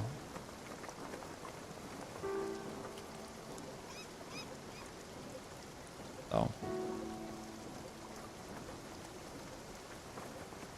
And then, you know, I mean, obviously, like, I'm sometimes hesitant to say this because, you know, I know people come from all sorts of different backgrounds, and people talking about religion makes people uncomfortable. So I don't want to do that, but also, like, you know, I'm a Catholic, and my faith plays a big role in me learning about virtue, obviously. So, you know, that's kind of, you know, it's been a big thing. Like, that's something I think about in my daily life. You know, reflecting on what I've done wrong, what I can do better. That's a big part of it. You know, but so there's a lot of different sources. But what did you think children should be introduced to The Hobbit and The Lord of the Rings? So those are two different, definitely, I would say a little bit two different ages. So I'm reading my 5-year-old son, The Hobbit, and you know he doesn't follow the story super well, but he sits there and he listens and he'll talk to me, you know, a little bit about it. So you know I'd say like yeah that it depends on the kid, I'm sure, but you know, I probably wouldn't go younger than 5, but every kid's different. You never know. Lord of the Rings, yeah, probably a little older. I first read, and by read I mean I listened to the audiobooks for Lord of the Rings when I was 7. No, 8. I was 8. So I think 7 and then 8 when I first read Lord of the Rings, and that's, you know, I don't want to be a lot younger than that, but oh wait, I can build this now.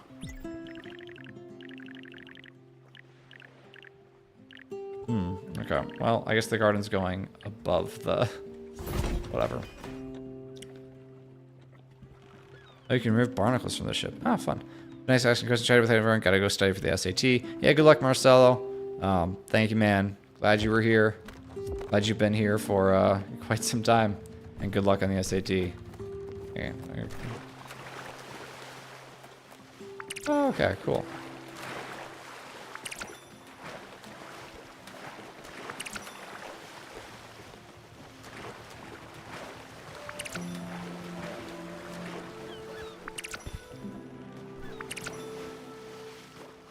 You're watching the Lord of the Rings re-release in theaters and coming up in a few days. You know, I'll have to talk with my wife about that. See if she wants to find a night we can maybe go watch a movie, because that, you know, it might be a fun date night. Might be a cool experience to go do that, relive that. Zanya asked, what's your opinion on the Spider-Verse movies? Did you miss? I did answer that. I think I saw that and answered that, but in case you missed it, I really like them. Yeah, I have almost nothing bad to like. I can't really come up with a criticism of the Spider-Verse movies. Like, you know, I have also only seen. I think I've seen maybe the first one once and the second one, or first one twice maybe, and the second one once. But yeah, I love the characters. I love the stories. They're funny. They're heartwarming. Yeah. So yeah, like I said, I don't really have anything bad to say about those movies. I thoroughly enjoyed them. Cinema, glad you were here. You've used your videos to better myself. Things have been getting better for me, so thank you. Hey man, if I can help in some little way, that's awesome. You know, good for you. Glad to see you. Have a good night. Yeah. June 8th, 10th, and AMC. Well, there's an AMC like very close to me, so. Oh, I can cook fish. All right. I might just have to do that.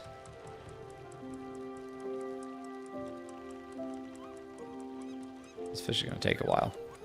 That's okay. We're good here. Let's see. It's 10:34. Yeah. Whew.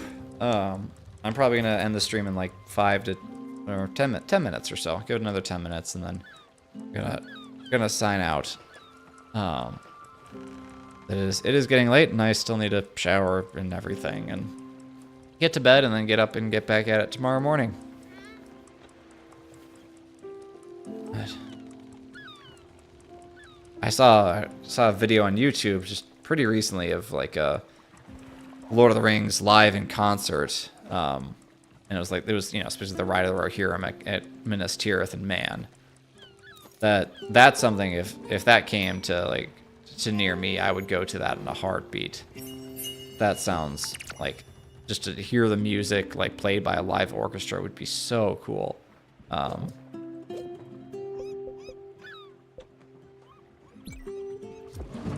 So I would absolutely love that.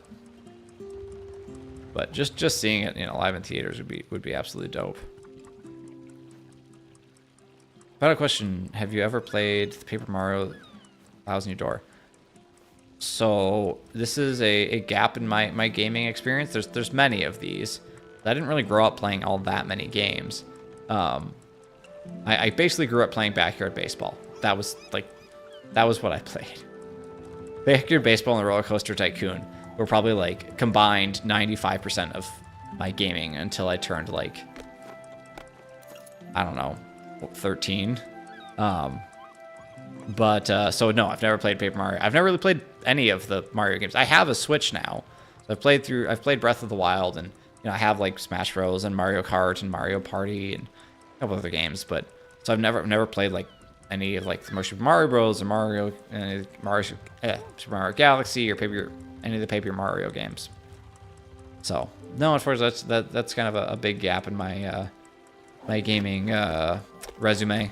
But so it goes. There's a gazillion games out there, and a lot of them I'd love to play, but yeah, I guess I could go do things while this cooks, but whatever. Yeah, so no, I have not. Would like to. Yeah, and there's a new Paper Mario coming out soon, I think.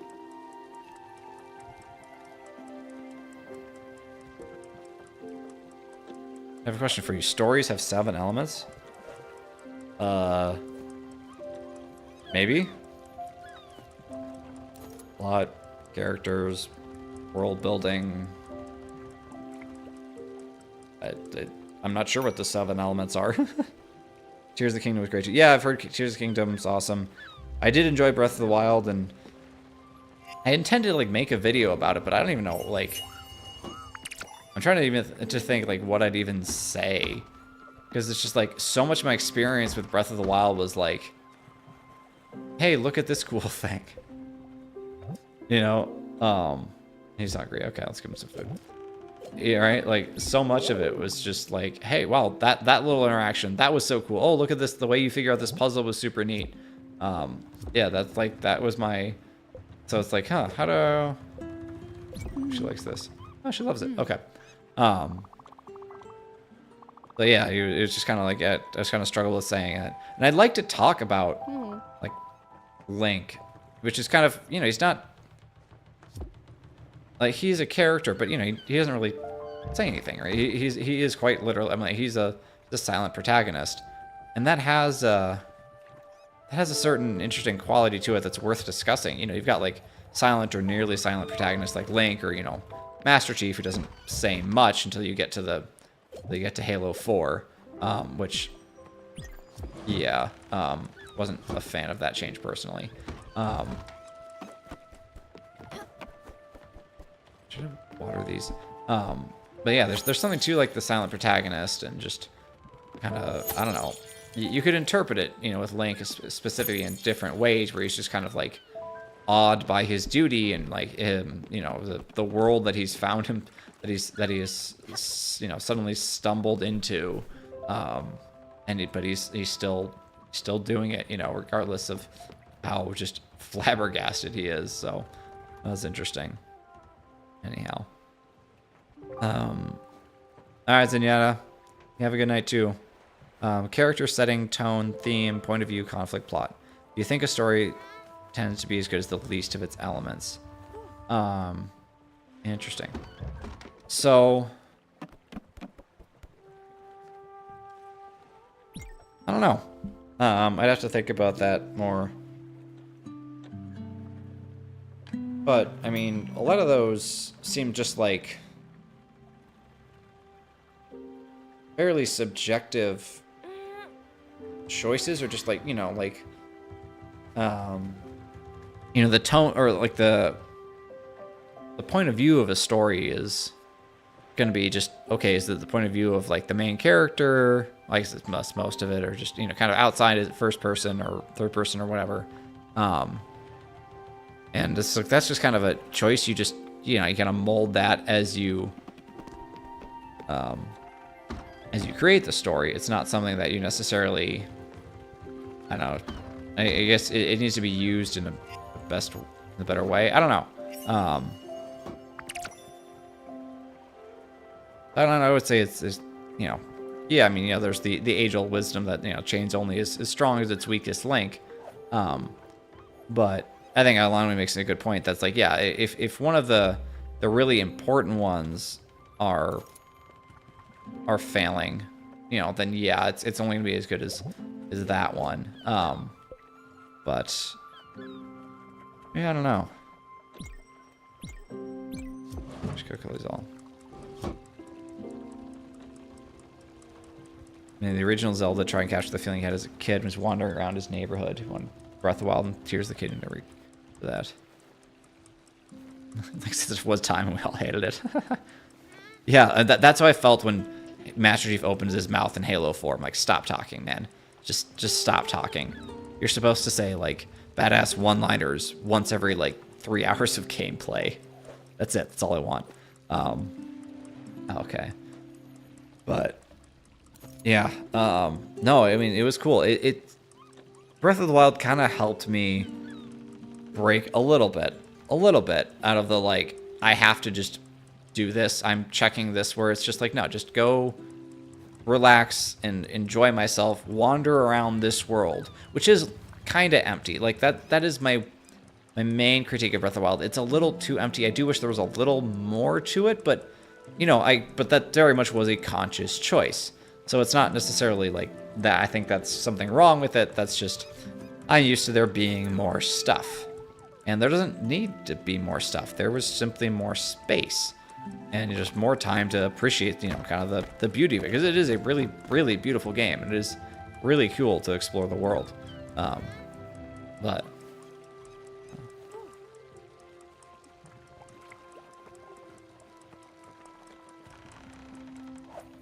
well, the characters' themes, plot is the most important one. I mean, you need conflict. Yeah. But again, it's just like, I don't know. There's hard for me to think of like how you really pick one of those the most important, or say one of them's the least. You need all of them. You really do. Like, I think a point of view, it was like, well, you need to do a point of view well. If it, you know, it's kind of how you use it, you know. Yeah, it has a broken point of view, right? If you're using this first person point of view poorly, and you know this person is knowing things they shouldn't know or something, yeah, that's no good. Jared, thanks for joining, man. Glad you liked the Mr. Incredible video. That one, yeah, I was happy with that. What I did with that one, that was a lot of fun to make. I love that character, love that movie. I enjoyed it.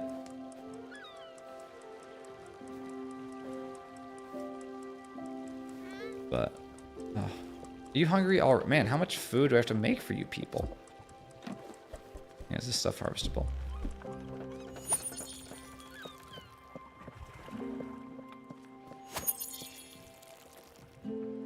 This watering can like sounds like I'm drawing a sword.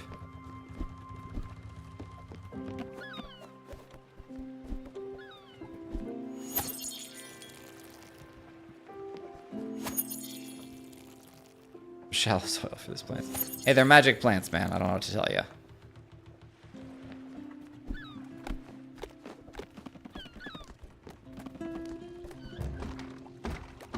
Oh, no, wrong button. Got all the magic plants. Yeah, I mean, they grow in like 2 days, so, you know. Alright, I think I gotta go to bed. It's 10:44. And I'm losing steam here. You can hear it in my voice. I'm going. But yeah, thank you so much for everyone who joined. You guys are awesome. So make this whole endeavor possible, and it has been a like life-changing experience the last year and a half, and it's all because of you guys. So yeah, I mean, that's all there really is to it. I plan and hope to be back next Friday.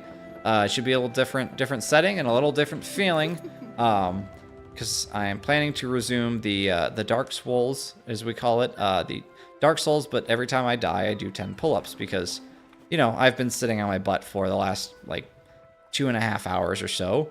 And it's good for me to get up and, you know, exercise a little bit. Plus, you guys get to see me suffer a little bit more, and that's always fun too. So, yeah, I'm gonna try to do that Friday. I said I was going to do that. That was my other promise with the Theoden video.